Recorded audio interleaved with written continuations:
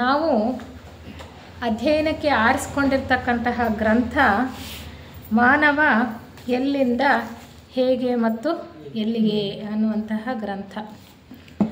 ಮಾನವನ ಇತಿಹಾಸ ಈ ಒಂದು ಭೂ ವಿಕಾಸ ಯೋಜನೆಯಲ್ಲಿ ಎಲ್ಲಿಂದ ಪ್ರಾರಂಭ ಆಯಿತು, ಯಾವ ವರ್ಗದಿಂದ ಪ್ರಾರಂಭ ಆಯಿತು ಅನ್ನುವಂತಹ ವಿಚಾರವನ್ನು ಯೋಗ ದೃಷ್ಟಿ ಇದ್ದಂತಹ ಡಾಕ್ಟರ್ ಅನಿ ಬೆಸೆಂಟ್ರವರು ಮತ್ತು ಯೋಗಿ ಲೆಡ್ಬಿಟ್ರವರು ನಡೆಸಿದಂತಹ ಅನೇಕ ಪ್ರಯೋಗಗಳ ಮೂಲಕ ನಮಗೆ ತಿಳಿಸ್ತಾ ಇದ್ದಾರೆ ಈ ವಿಚಾರಗಳನ್ನು.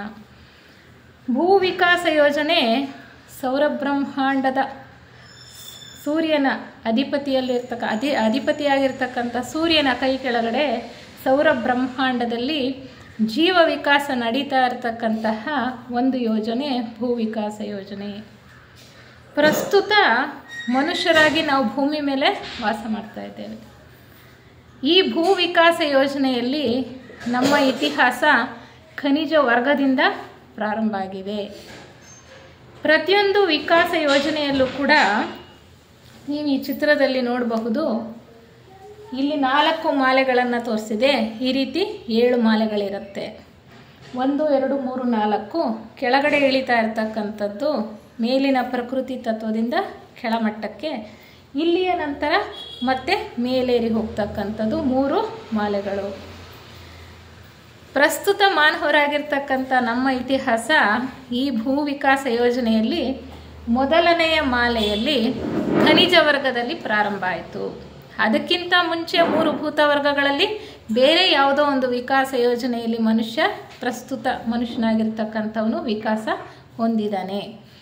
ಖನಿಜ ವರ್ಗದಲ್ಲಿ ಮೊದಲನೆಯ ಒಂದು ಮಾಲೆಯಲ್ಲಿ ಅಂದರೆ ಒಂದು ಸರಪಳಿ, 7 ಗ್ರಹಗಳ ಒಂದು ಸರಪಳಿ, ಅಲ್ಲಿ ಖನಿಜ ವರ್ಗದಲ್ಲಿ ನಾವು ವಿಕಾಸ ಹೊಂದಿದ್ವಿ.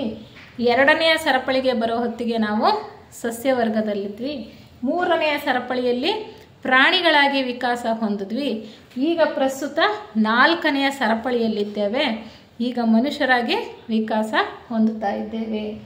ಈ ಸರಪಳಿಯಲ್ಲಿ 7 ಗ್ರಹಗಳಿರೋದನ್ನು ನಾವು ನೋಡ್ತಾ ಇದ್ದೇವೆ. ಎ ಇಂದ ಜಿ ವರೆಗೆ ಇದು ಆ್ಯಂಟಿ ಕ್ಲಾಕ್ ವೈಸ್. ಈಶ್ವರನ ಚೈತನ್ಯ ಶಕ್ತಿ 7 ಬಾರಿ ಸುತ್ತತಕ್ಕಂಥದ್ದು. ಪ್ರತಿಯೊಂದು ಸರಪಳಿಯನ್ನು ಕೂಡ ಈಶ್ವರನ ಚೈತನ್ಯ ಶಕ್ತಿ 7 ಬಾರಿ ಸುತ್ತುತ್ತೆ. ಆ 7 ಬಾರಿ ಸುತ್ತೋದ್ರೊಳಗಡೆ ಒಂದು ವರ್ಗದಲ್ಲಿರ್ತಕ್ಕಂಥವರು ಮುಂದಿನ ವರ್ಗಕ್ಕೆ ಬಡ್ತಿಯನ್ನು ಪಡ್ಕೊಳ್ಬೇಕು. ಅಂದರೆ ಪ್ರಸ್ತುತ ನಾವು ಮನುಷ್ಯರಾಗಿರ್ತಕ್ಕಂಥವರು ಮಾನವಾತೀತರಾಗಿ ಹೋಗಬೇಕು.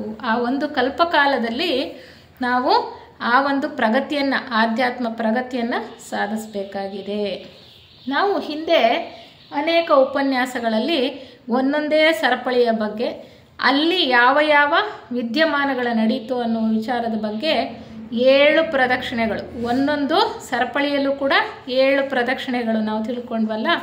ಆ ಒಂದೊಂದು ಪ್ರದಕ್ಷಿಣೆಯಲ್ಲೂ ಏನೇನು ವಿಕಾಸ ಕ್ರಿಯೆ ನಡೀತು, ಅಲ್ಲಿ ಹೇಗಿತ್ತು ಜನಜೀವನ, ಅಲ್ಲಿ ಪ್ರಾಣಿಗಳು ಹೇಗಿದ್ವು, ಸಸ್ಯಗಳು ಹೇಗಿದ್ವು ಅಂತ ಎಲ್ಲ ವಿಚಾರವನ್ನು ಕೂಡ ನಾವು ತಿಳ್ಕೊಳ್ತಾ ಬಂದ್ವಿ. ಈಗ ಪ್ರಸ್ತುತ 4ನೆಯ ಒಂದು ಸರಪಳಿ ಅಂದರೆ ಭೂಮಿ ಇರ್ತಕ್ಕಂಥದ್ದು ಈ 4ನೆಯ ಸರಪಳಿಯಲ್ಲಿ. ಅತ್ಯಂತ ಕೆಳಗಡೆ ಇರ್ತಕ್ಕಂಥದ್ದು ಡಿ ಅಂತ ನಾವು ತೋರಿಸಿದ್ದೀವಲ್ಲ, ಈ 4ನೆಯ ಸರಪಳಿಯಲ್ಲಿ ಅದೇ ಭೂಗ್ರಹ. ನಾವು ಪ್ರಸ್ತುತ ಅಲ್ಲಿದ್ದೇವೆ. ಈಗ ಈ ಒಂದು ಸರಪಳಿಯಲ್ಲಿ ಪ್ರಾರಂಭಿಕ ಕಾಲ ಹೇಗಿತ್ತು ಅಂತ ಹಿಂದಿನ ಒಂದು ತರಗತಿಯಲ್ಲಿ ನಾವು ತಿಳ್ಕೊಳ್ತಾ ಇದ್ವಿ. ಅದೇ ರೀತಿ ಪ್ರಾರಂಭ ಕಾಲದಲ್ಲಿ ಹೇಗಿತ್ತು ಮತ್ತು ಮೊದಲನೆಯ ಪ್ರದಕ್ಷಿಣೆಯಲ್ಲಿ ಜೀವ ವಿಕಾಸ ಹೇಗೆ ನಡೀತಾ ಇತ್ತು ಅನ್ನೋದನ್ನು ನಾವು ತಿಳ್ಕೊಂಡ್ವಿ. ಈ ಚಂದ್ರಗ್ರಹ ಮಾಲೆ ಅಂತ ಹೇಳ್ತೀವಲ್ಲ, ಅಂದರೆ 3ನೇದಿದೆಯಲ್ಲ ಸರಪಳಿ, 3ನೇ ಸರಪಳಿ ಅಥವಾ ಗ್ರಹಮಾಲೆ, ಅದು ಅಲ್ಲಿ 7 ಪ್ರದಕ್ಷಿಣೆಗಳಾಗಿ ಜೀವ ವಿಕಾಸ ಪೂರ್ತಿಯಾದ ನಂತರ ಈ 4ನೆಯ ಒಂದು ಸರಪಳಿ ಪ್ರಾರಂಭ ಆಗ್ತಕ್ಕಂಥದ್ದು. ಕೊನೆಯ ಪ್ರದಕ್ಷಿಣೆಯಲ್ಲಿ ಇದನ್ನು 3ನೆಯ ಸರಪಳಿಯನ್ನು ಚಂದ್ರಗ್ರಹಮಾಲೆ ಅಂತ ಕೂಡ ಕರೀತಕ್ಕಂಥದ್ದು. ಅಲ್ಲಿ ಅತ್ಯಂತ ಸ್ಥೂಲ ಪ್ರಕೃತಿಯಲ್ಲಿರ್ತಕ್ಕಂತಹ ಡಿ ಗ್ರಹ ಚಂದ್ರ ಅಂತ ಗುರುತಿಸಿರ್ತಕ್ಕಂಥದ್ದು. ಆ ಒಂದು ಗ್ರಹಮಾಲೆಯಲ್ಲಿ 7ನೆಯ ಪ್ರದಕ್ಷಿಣೆಯಲ್ಲಿ ಒಂದೊಂದೇ ಗ್ರಹ ಲಯವಾಗ್ತಾ ಹೋಗುತ್ತೆ. ಅದು ಲಯವಾಗ್ತಾ ಆಗ್ತಾ ಈ ಭೂ ಗ್ರಹದ ಒಂದು ಸರಪಳಿ ಇದೆಯಲ್ಲ, 4ನೆಯ ಮಾಲೆ ಅಥವಾ ಸರಪಳಿ, ಅಲ್ಲಿ ಎಲ್ಲ ಗ್ರಹಗಳು ಕೂಡ ರಚನೆಯಾಗಿ ಅಲ್ಲಿ ಕಾರ್ಯಚಟುವಟಿಕೆ ನಡೆಯೋದಕ್ಕೆ ಪ್ರಾರಂಭ ಆಗುತ್ತೆ ಅನ್ನುವಂತಹ ವಿಚಾರವನ್ನು ನಾವು ಸಾಕಷ್ಟು ಹಿಂದಿನ ತರಗತಿಗಳಲ್ಲಿ ತಿಳ್ಕೊಳ್ತಾ ಬಂದ್ವಿ. ಸಂಕ್ಷಿಪ್ತವಾಗಿ ಹಿಂದಿನ ತರಗತಿಯಲ್ಲಿ ನಾವು ವಿಚಾರ ಮಾಡಿದಂತಹ ಮುಖ್ಯಾಂಶಗಳನ್ನು ನಾವು ಗಮನಿಸೋದೇ ಆದರೆ, ಈ 4ನೆಯ ಒಂದು ಸರಪಳಿ ಇದೆಯಲ್ಲ, ಅಂದರೆ ಭೂಗ್ರಹ ಮಾಲೆ, ನಾವು ಪ್ರಸ್ತುತ ಭೂಮಿಯ ಮೇಲೆ ಇರ್ತಕ್ಕಂತಹ ಒಂದು ಈ ಮಾಲೆ, ಅದು ಭೂಗ್ರಹ ಈ ಮಾಲೆಗೆ ಸೇರಿರ್ತಕ್ಕಂಥದ್ದು. ಇಲ್ಲಿ ಪ್ರಾರಂಭ ಕಾಲದಲ್ಲೇ ಅವರು ನಮಗೆ ಆ ಒಂದು ಅಧ್ಯಾಯದಲ್ಲಿ ಹೇಳ್ತಾ ಹೋಗ್ತಾರೆ, ಪ್ರತಿಯೊಂದು ಚಟುವಟಿಕೆಯನ್ನು ಕೂಡ, ಪ್ರತಿಯೊಂದು ಸರಪಳಿಯಲ್ಲೂ ಕೂಡ ಮೇಲ್ವಿಚಾರಣೆಯನ್ನು ನಡೆಸೋದಕ್ಕೋಸ್ಕರ ಮತ್ತು ಅಲ್ಲಿನ ಆಗು ಹೋಗುಗಳನ್ನು ನೋಡ್ಕೊಳ್ಳೋದಕ್ಕೆ ಒಂದು ಸರ್ಕಾರ ಅಂತ ಇದೆ, ಅಂದರೆ ಅಂತರಂಗ ಸರ್ಕಾರ. ಈಗ ನಾವು ಹೊರಗಡೆ ಪ್ರಪಂಚದಲ್ಲಿ ಎಷ್ಟು ಜನರಿದ್ದೇವೆ, ಎಷ್ಟು ರಾಷ್ಟ್ರಗಳಿದೆ ಅಲ್ವಾ, ಎಲ್ಲವೂ ಕೂಡ ಕೆಲಸ ಕಾರ್ಯಗಳು ವ್ಯವಸ್ಥಿತವಾಗಿ ಸುಸ್ಥಿತಿಯಲ್ಲಿರಬೇಕು ಅಂದರೆ ನಮಗೊಂದು ಸರ್ಕಾರ ಅನ್ನೋದು ಬೇಕು. ಅಲ್ಲಿ ನಾವೇ ಆರಿಸಿದಂತಹ ಪ್ರತಿನಿಧಿಗಳಿರ್ತಾರೆ, ಒಂದೊಂದು ವಿಭಾಗಕ್ಕೂ ಬೇರೆ ಬೇರೆ ಕಾರ್ಯವನ್ನು ನೋಡ್ಕೊಳ್ತಕ್ಕಂತಹ ಅಧಿಕಾರಿಗಳಿರ್ತಾರೆ. ಹಾಗೆ ಹೊರಗಿನ ಪ್ರಪಂಚದಲ್ಲಿ ಹೇಗೆ ನಡೀತಾ ಇದೆಯೋ ಈ ಅಂತರಂಗ ಸರ್ಕಾರ ಅಂತ ಹೇಳ್ತೇವೆ. ಅಂತರಂಗ ಸರ್ಕಾರದಲ್ಲೂ ಕೂಡ ಈ ಪರಮಾತ್ಮನ ಒಂದು ಸಂಸರಣಾ ಯೋಜನೆ ಇದೆಯಲ್ಲ, ಜೀವ ವಿಕಾಸ ಯೋಜನೆ, ಅದಕ್ಕೆ ಸಂಬಂಧಪಟ್ಟಂತಹ ಅನೇಕ ಕೆಲಸ ಕಾರ್ಯಗಳನ್ನು ನೋಡಿಕೊಳ್ಳಿಕ್ಕೆ ಅನೇಕ ವಿಭಾಗಗಳಲ್ಲಿ ಕೆಲಸ ಮಾಡ್ತಾ ಇರ್ತಕ್ಕಂತಹ ಜೀವನ್ಮುಕ್ತರಿರ್ತಾರೆ. ಜೀವನ್ಮುಕ್ತರು ಅಂದರೆ ಯಾರು? ಜೀವನ್ಮುಕ್ತರು ಅಂದರೆ ಜನನ ಮರಣಗಳ ಚಕ್ರದಿಂದ ಬಿಡಿಸ್ಕೊಂಡು ಈ ಕೆಳಗಿನ ಸಂಸಾರದಿಂದ ಮುಕ್ತಿಯನ್ನು ಪಡ್ಕೊಂಡು ಆಧ್ಯಾತ್ಮ ಮಾರ್ಗದಲ್ಲಿ ಮುಂದುವರೆದು ಹೋಗಿರ್ತಕ್ಕಂತಹವರು. ಅವರು ಈ ಅಂತರಂಗ ಸರ್ಕಾರದಲ್ಲಿ ಬೇರೆ ಬೇರೆ ಕೆಲಸಗಳನ್ನು ವಹಿಸಿಕೊಂಡು ಇಲ್ಲಿಯ ಕಾರ್ಯಚಟುವಟಿಕೆಯನ್ನು ನಿರ್ದೇಶಿಸ್ತಾ ಮತ್ತೆ ಮುಂದುವರಿಸ್ಕೊಂಡು ಹೋಗ್ತಾ ಇರ್ತಾರೆ.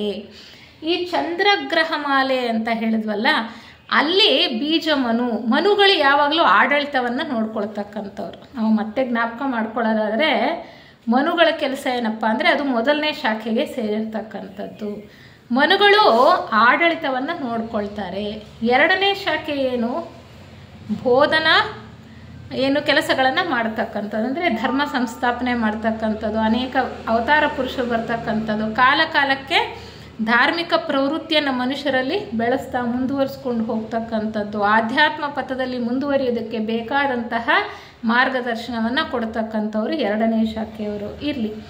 1ನೇ ಶಾಖೆಯವರ ಕೆಲಸ ಮುಖ್ಯವಾಗಿ ಆಡಳಿತವನ್ನು ನೋಡ್ಕೊಳ್ತಕ್ಕಂಥದ್ದು. ಈ ಹಿಂದೆ ನಾವು ವ್ಯಾಸಂಗ ಮಾಡಿದಾಗ ತಿಳ್ಕೊಂಡಿದ್ವಿ, ಒಂದೊಂದು ಸರಪಳಿಯನ್ನು ಕೂಡ ನಿರ್ದೇಶಿಸ್ತಕ್ಕಂತಹವರು ಒಬ್ಬರು ಮುಖ್ಯ ಅಧಿಕಾರಿಗಳಿರ್ತಾರೆ. ಮುಖ್ಯ ಅಧಿಕಾರಿಗಳ ಕೆಳಗೆ ಒಬ್ಬರು ಮನುಗಳಿರ್ತಾರೆ. ಮನುಗಳನ್ನು ಬೀಜಮನು ಅಂತ ಕರೀತಕ್ಕಂಥದ್ದು. ಆ ಮಾಲೆ ರಚನೆಯಾಗಿ ಅಲ್ಲಿ ಕಾರ್ಯಚಟುವಟಿಕೆ ಪ್ರಾರಂಭ ಆದಾಗ್ಲಿಂದ ಅಲ್ಲಿ ನಡೀತಕ್ಕಂತಹ ಪ್ರತಿಯೊಂದು ವಿದ್ಯಮಾನವನ್ನು ಕೂಡ ಗಮನದಲ್ಲಿಟ್ಟುಕೊಂಡು ನಿರ್ದೇಶಿಸಿ ಮುಂದುವರಿಸ್ಕೊಂಡು ಹೋಗ್ತಕ್ಕಂಥವರು ಬೀಜಮನುಗಳು. ಅವ್ರಿಗಿಂತ ಮೇಲೆ ಇರ್ತಕ್ಕಂಥವರು ಆ ಪೂರ್ತಿ ಒಂದು ಮಾಲೆಯ ಮುಖ್ಯಾಧಿಕಾರಿ. ಈ ಚಂದ್ರಗ್ರಹ ಮಾಲೆಯಲ್ಲಿ ಬೀಜಮನು ಆಗಿದ್ರಲ್ಲ, ಅವ್ರ ಹೆಸರು ಚಕ್ಷುಷ ಅಂತ. ಚಕ್ಷುಷ ಮಹರ್ಷಿಗಳು ಜೀವನ್ಮುಕ್ತರು, ಅತ್ಯಂತ ಮೇಲಿನ ಶ್ರೇಣಿಯಲ್ಲಿರ್ತಕ್ಕಂಥವ್ರು. ಅವರು ಬೀಜಮನುವಾಗಿದ್ದರು ಎಲ್ಲಿ? ಚಂದ್ರಗ್ರಹ ಮಾಲೆಯಲ್ಲಿ. ಈಗ ಭೂಗ್ರಹ ಮಾಲೆಯ ಮುಖ್ಯ ಅಧಿಕಾರಿಗಳಾಗಿ ಅವರು ಜವಾಬ್ದಾರಿಯನ್ನು ವಹಿಸ್ಕೊಳ್ತಾರೆ. ಅವರ ಕೈ ಕೆಳಗಡೆ ಬೀಜಮನುವಾಗಿ ವೈವಸ್ವತರು ಬರ್ತಾರೆ. ಅವರ ಕೈ ಕೆಳಗಡೆ ಮುಖ್ಯವಾಗಿ 3 ಜನ ಇರ್ತಾರೆ. ಇಬ್ಬರು ಶುಕ್ರಗ್ರಹದಿಂದ ಬಂದಿರತಕ್ಕಂತಹ ಜೀವನ್ಮುಕ್ತರು. ಶುಕ್ರಗ್ರಹ ನಾವು ಕೇಳಿದೀವಲ್ವಾ, ಸೌರವ್ಯೂಹದಲ್ಲಿ ಶುಕ್ರ ಅನ್ನೋದು ಒಂದು ಗ್ರಹ, ಅದು ಒಂದು ಮಾಲೆಯೇ. ಅಲ್ಲಿ ಜೀವ ವಿಕಾಸ ಇನ್ನು ಹೆಚ್ಚು ಮುಂದುವರ್ಕೊಂಡು ಹೋಗಿದೆ. ಭೂ ವಿಕಾಸ ಯೋಜನೆಗಿಂತ ಮುಂದೆ ಇರತಕ್ಕಂತಹ ಒಂದು ಯೋಜನೆ. ಅಲ್ಲಿ ಜೀವನ್ಮುಕ್ತರಾದಂತಹವರು ಇಬ್ಬರು ಮುಖ್ಯವಾಗಿ ಈ ಭೂಗ್ರಹ ಮಾಲೆಗೆ ಬರ್ತಾರೆ. ಅವ್ರ ಜೊತೆಯಲ್ಲಿ ಒಬ್ಬರು ಚಂದ್ರಗ್ರಹದಿಂದ ಬರ್ತಾರೆ.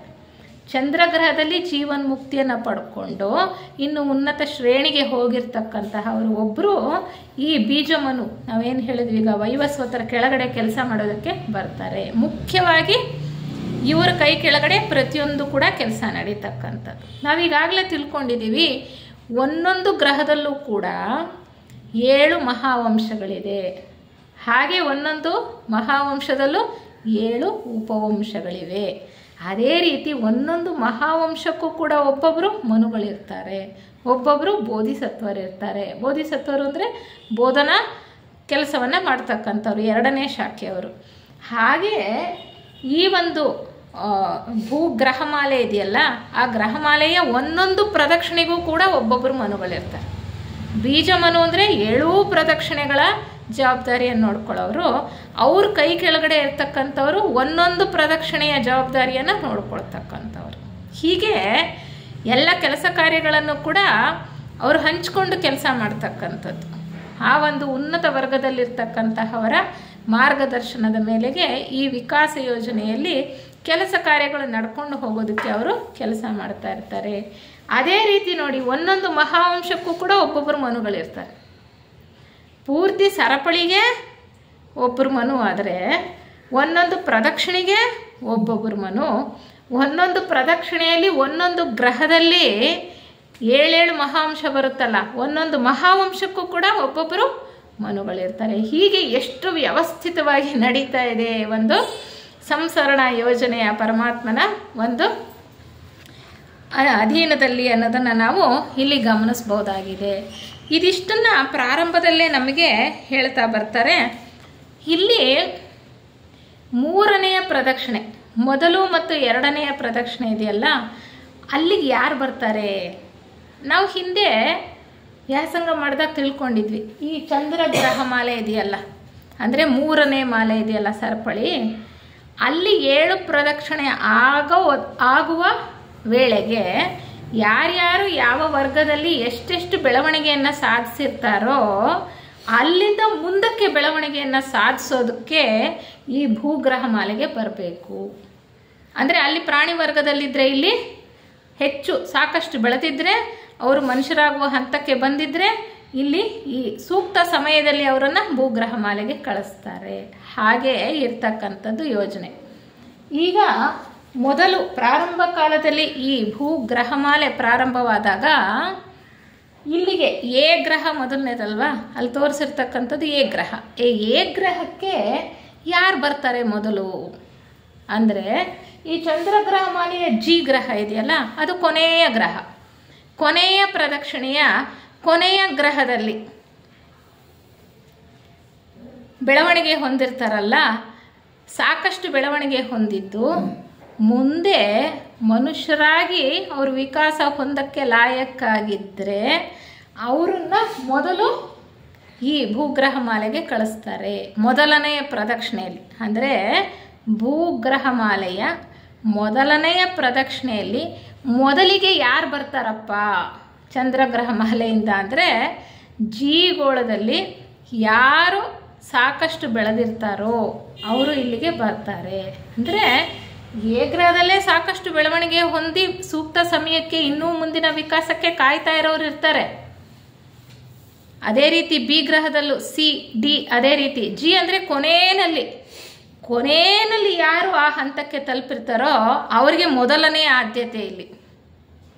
ಯಾಕೆ ಅಂದರೆ ಮೊದಲನೇ ಪ್ರದಕ್ಷಿಣೆಯಲ್ಲೇ ಅವರು ಈ ಗ್ರಹ ಮಾಲೆಯನ್ನು ಪ್ರವೇಶ ಮಾಡಿದ್ರೆ 7 ಸುತ್ತು ಅಷ್ಟೊತ್ತಿಗೆ ಅವ್ರಿಗೆ ಸಾಕಷ್ಟು ಸಮಯ ಸಿಗುತ್ತೆ ಅನ್ನೋ ಉದ್ದೇಶದಿಂದ. ಅಂದರೆ ಯಾರು ತುಂಬ ದಡ್ರೋ ಅವ್ರು ಮೊದಲು ಬರ್ತಾರೆ ಇಲ್ಲಿ ಅಂತ. ಯಾರು ಕಡಿಮೆ ಬೆಳವಣಿಗೆ ಹೊಂದಿರ್ತಾರೋ ಅವರಿಗೆ ಇಲ್ಲಿ ಮೊದಲಿನ ಆದ್ಯತೆ. ಮೊದಲಿನ ಮತ್ತು 2ನೆಯ ಪ್ರದಕ್ಷಿಣೆಯಲ್ಲಿ ಅವರಿಗೆ ಆದ್ಯತೆ.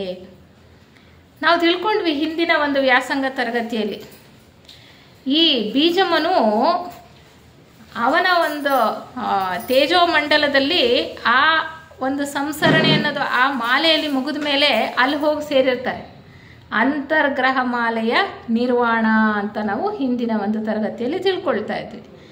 ಅಲ್ಲಿಂದ ಇಲ್ಲಿಗೆ ಹಡಗುಗಳಲ್ಲಿ ದೊಡ್ಡ ದೊಡ್ಡ ಗುಂಪಲ್ಲಿ ಕಳಿಸ್ತಾರಂತೆ ಅವ್ರನ್ನ, ಆ ಜೀವರುಗಳನ್ನು ಮುಂದೆ ವಿಕಾಸ ಹೊಂದೋದಕ್ಕೆ. ಅದು ಸಾಂಕೇತಿಕ, ಹಡಗಲ್ಲಿ ಆ ಮಾಲೆಯಿಂದ ಈ ಮಾಲೆಗೆ ಬರ್ತಕ್ಕಂಥದ್ದು ಅಂತ ಅಲ್ಲ, ಹಾಗೆ ಕಳಿಸ್ತಾರೆ. 2-3 ಹಡಗುಗಳು ಬಂದ ನಂತರ ಆ ಒಂದು ಹಡಗುಗೂ ಇನ್ನೊಂದು ಹಡಗುಗೂ ಲಕ್ಷಾಂತರ ವರ್ಷಗಳು ಅವಧಿ ಇತ್ತಂತೆ. ಆದರೂ ಕೂಡ ಅದಾದಮೇಲೆ ನಿಂತು ಹೋಗಿತ್ತು. ಅಂದರೆ ಬಹಳ ಹಿಂದುಳಿದವ್ರನ್ನ ಮೊದಲು ಕಳಿಸ್ಬಿಟ್ರು 2-3 ಹಡಗುಗಳಲ್ಲಿ. ಅವರು 1 ಮತ್ತು 2ನೆಯ ಪ್ರದಕ್ಷಿಣೆಯಲ್ಲಿ ಸಾಕಷ್ಟು ವಿಕಾಸವನ್ನು ಪಡ್ಕೊಂಡ್ರು. 3ನೆಯ ಪ್ರದಕ್ಷಿಣೆಯ ಮಧ್ಯಭಾಗದ ತನಕ ಮತ್ತೆ ಹಡಗುಗಳೇ ಬರಲಿಲ್ಲ ಅಂತಾರೆ. 3ನೆಯ ಪ್ರದಕ್ಷಿಣೆಯಲ್ಲಿ ಮತ್ತೆ ಬೆಳೆದಿದ್ದಂತಹ ಆತ್ಮರಿದ್ದರಲ್ಲ ಅವರನ್ನು ಕಳಿಸ್ಕೊಟ್ರು. ಸ್ವಲ್ಪ ರೀಕ್ಯಾಪ್ ಮಾಡ್ಕೊಳ್ಳೋದಾದರೆ, ಕಾರಣ ಶರೀರ ಚೆನ್ನಾಗಿ ಬೆಳವಣಿಗೆ ಆದರೆ ಪ್ರಾಣಿ ವರ್ಗದಿಂದ ಸಮೂಹಾತ್ಮದಲ್ಲಿ ಬೆಳೀತಾ ಇರತಕ್ಕಂತಹ ಜೀವಿ ಮನುಷ್ಯನಾಗಿ ಬಡ್ತಿಯನ್ನು ಹೊಂದುತ್ತಾನೆ. ಆ ಪ್ರಾಣಿ ವರ್ಗದಲ್ಲಿ ಸಮೂಹಾತ್ಮದಲ್ಲಿ ವಿಕಾಸ ಹೊಂದುವಾಗ ಆ ಸಮೂಹದಲ್ಲಿ ಹೆಚ್ಚು ಆತ್ಮಗಳಿದ್ದರೆ ಯಾವುದೇ ಒಂದು ಕಾರಣದಿಂದ ಅವರು ವ್ಯಕ್ತೀಕರಣಗೊಂಡಾಗ ಅವರ ಕಾರಣ ಶರೀರ ಇನ್ನೂ ಹೆಚ್ಚಾಗಿ ಬೆಳೆದಿರಲ್ಲ. ಮನುಷ್ಯನಿಗೆ ಮಾತ್ರನೇ ಕಾರಣ ಶರೀರ ಇರೋದು ಅಲ್ವಾ? ಯಾಕೆಂದರೆ ವ್ಯಕ್ತೀಕರಣಗೊಂಡಾಗಲೇ ಪ್ರತ್ಯೇಕವಾದ ಆತ್ಮ ಸಿಗ್ತಕ್ಕಂಥದ್ದು. ಪ್ರಾಣಿಗಳಿಗೆ ಪ್ರತ್ಯೇಕವಾದ ಆತ್ಮ ಇಲ್ಲ, ಮನುಷ್ಯರಿಗೆ ಮಾತ್ರನೇ ಪ್ರತ್ಯೇಕವಾದಂತಹ ಆತ್ಮ ಇರ್ತಕ್ಕಂಥದ್ದು. ಹಾಗೆ ದೊಡ್ಡ ಸಮೂಹದಿಂದ ಯಾವುದೋ ಒಂದು ಕಾರಣಕ್ಕೆ ವ್ಯಕ್ತೀಕರಣಗೊಂಡು ಬಂದಿರೋರನ್ನ ಎಳೆಗಳಂತಹ ಕಾರಣ ದೇಹವುಳ್ಳವರು ಅಂತ ಕರೀತಾ ಇದ್ರು. ಜಸ್ಟ್ ನಿಮಗೆ ಜ್ಞಾಪಕ ಮಾಡೋದಕ್ಕೋಸ್ಕರ ಹೇಳ್ತಾ ಇದ್ದೀನಿ. ಇದನ್ನೆಲ್ಲ ಹಿಂದಿನ ತರಗತಿಯಲ್ಲೇ ತಿಳ್ಕೊಂಡಿದ್ವಿ. ಅದಕ್ಕಿಂತ ಕಡಿಮೆ ಸಮೂಹ ಇರುತ್ತಲ್ಲ, ಈಗ 10-15 ಅಂತಹ ಸಮೂಹದಲ್ಲಿರ್ತಕ್ಕಂತಹ ಜೀವಿಗಳು ವ್ಯಕ್ತೀಕರಣಗೊಂಡಾಗ ಅವ್ರ ಕಾರಣ ಶರೀರ ಇನ್ನೂ ಸ್ವಲ್ಪ ಹೆಚ್ಚಾಗಿ ಬೆಳವಣಿಗೆ ಹೊಂದೋದಕ್ಕೆ ಅಥವಾ ವಿಕಾಸ ಹೊಂದೋದಕ್ಕೆ ಸಾಧ್ಯ. ಅವರನ್ನ ಬುಟ್ಟಿಯಂತಹ ಕಾರಣ ಶರೀರ ಇರ್ತಕ್ಕಂಥವ್ರು ಅಂತ ಕರೀತಾ ಇದ್ರು.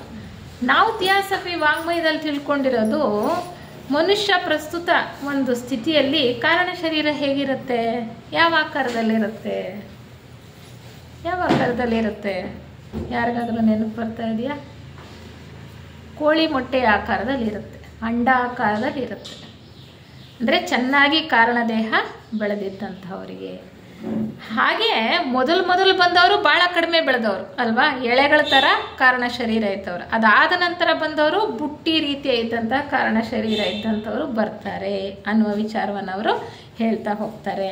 ಮತ್ತು ಈ ಮೊದಲನೆಯ ಪ್ರದಕ್ಷಿಣೆಯಲ್ಲಿ ಹೇಗಿತ್ತು ಈ ಭೂಮಿ ಅಥವಾ ಬೇರೆ ಗ್ರಹಗಳು ಅಂತಂದರೆ, ಪ್ರಾರಂಭದ ಕಾಲದಲ್ಲಿ ನಾವು ನೋಡ್ತೀವಿ. ಇಲ್ಲಿ ನೋಡಿ ಹೇಗಿದೆ ಈ 7 ಗ್ರಹಗಳ ಜೋಡಣೆ ಹೇಗಿದೆ.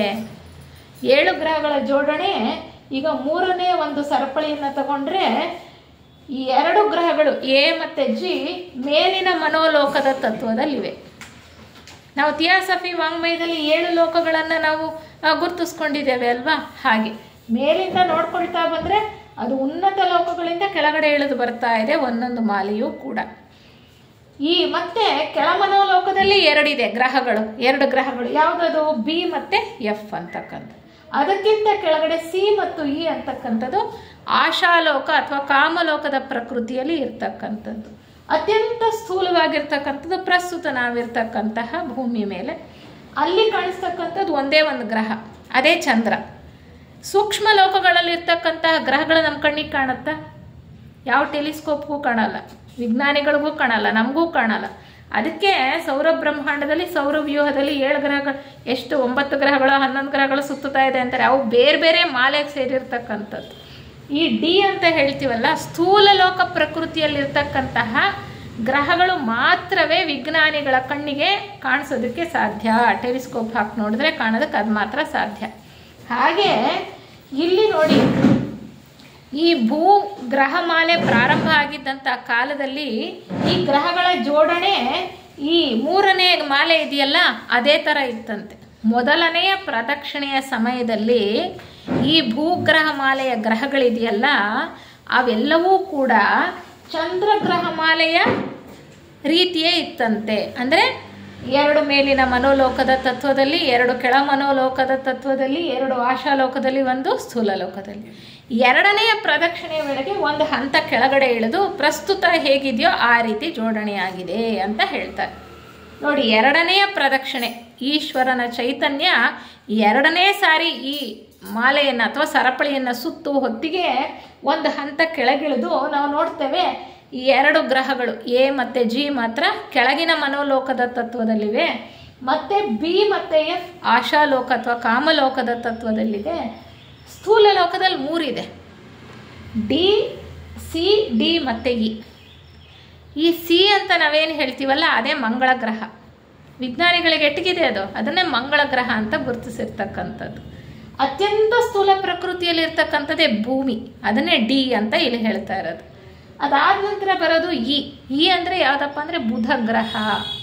ಇವು 3 ಮಾತ್ರನೇ ನಮಗೆ ಎಟ್ಕೋದಕ್ಕೆ ಸಾಧ್ಯ, ಕಾಣಿಸೋದಕ್ಕೆ ಸಾಧ್ಯ, ಯಾಕೆಂದರೆ ಅವು ಸ್ಥೂಲ ಲೋಕದ ಪ್ರಕೃತಿಯಲ್ಲಿ ಇರ್ತಕ್ಕಂಥದ್ದು. ಈ ಗ್ರಹಗಳು ಪ್ರಾರಂಭದಲ್ಲಿ ಬೆಂಕಿಯ ಉಂಡೆಗಳ ಹಾಗಿದ್ವಂತೆ. ಅವು ವೇಗವಾಗಿ ಚಲಿಸ್ತಾ ಇದ್ವು, ಬೆಂಕಿಯ ಉಂಡೆಗಳ ಹಾಗಿದ್ದು. ನಾವು ವಿಜ್ಞಾನದಲ್ಲೂ ಕೂಡ ನಾವು ತಿಳ್ಕೊಂಡಿದ್ದೀವಲ್ಲ, ಪ್ರಾರಂಭದಲ್ಲಿ ಹೇಗಿತ್ತು, ಉಷ್ಣಾಂಶ ಭಾಳ ಜಾಸ್ತಿ ಇತ್ತು, ಅದು ಸ್ವಲ್ಪ ತಣ್ಣಗಾಗೋ ತನಕ ಭೂಮಿ ಮೇಲೆ ಯಾವ ಜೀವಿಗಳು ಕೂಡ ಬಂದು ವಾಸ ಮಾಡೋದಕ್ಕೆ ಆಗಲಿಲ್ಲ ಅನ್ನುವಂಥ ವಿಚಾರವನ್ನು ತಿಳ್ಕೊಂಡಿದ್ದೀವಲ್ಲ, ಅದೇ ಅದರ ಆಳ ವಿಜ್ಞಾನಿಗಳಿಗೆ ಸಿಕ್ಕಿಲ್ಲ. ಆದರೆ ಯೋಗ ದೃಷ್ಟಿಯಲ್ಲಿರ್ತಕ್ಕಂಥವ್ರು ಇದ್ದಂಥವ್ರು ನಮಗೆ ತಿಳಿಸಿ ಹೇಳಿರುವಂಥದ್ದು. ಈ ಬೆಂಕಿಯ ಉಂಡೆಗಳ ಹಾಗಿತ್ತು ಪ್ರಾರಂಭದಲ್ಲಿ ಮೊದಲನೆಯ ಒಂದು ಪ್ರದಕ್ಷಿಣೆಯಲ್ಲಿ. ಧ್ರುವದಲ್ಲಿ ಮಾತ್ರ ಸ್ವಲ್ಪ ಮಟ್ಟಿಗೆ ಘನ ವಸ್ತು ಇತ್ತಂತೆ. ಮಿಕ್ಕಂತೆ ಗ್ರಹದಲ್ಲಿ ಎಲ್ಲ ಕಡೆಯೂ ಕೂಡ ಅನಿಲದಿಂದ ತುಂಬಿತ್ತು ಅಂತ ಹೇಳ್ತಾರೆ. ಅನಿಲದಿಂದ ತುಂಬಿತ್ತು. ಅನಿಲವೇ ಅಲ್ವಾ ನಮಗೆ ಈಗ ಘನ, ದ್ರವ, ಅನಿಲ.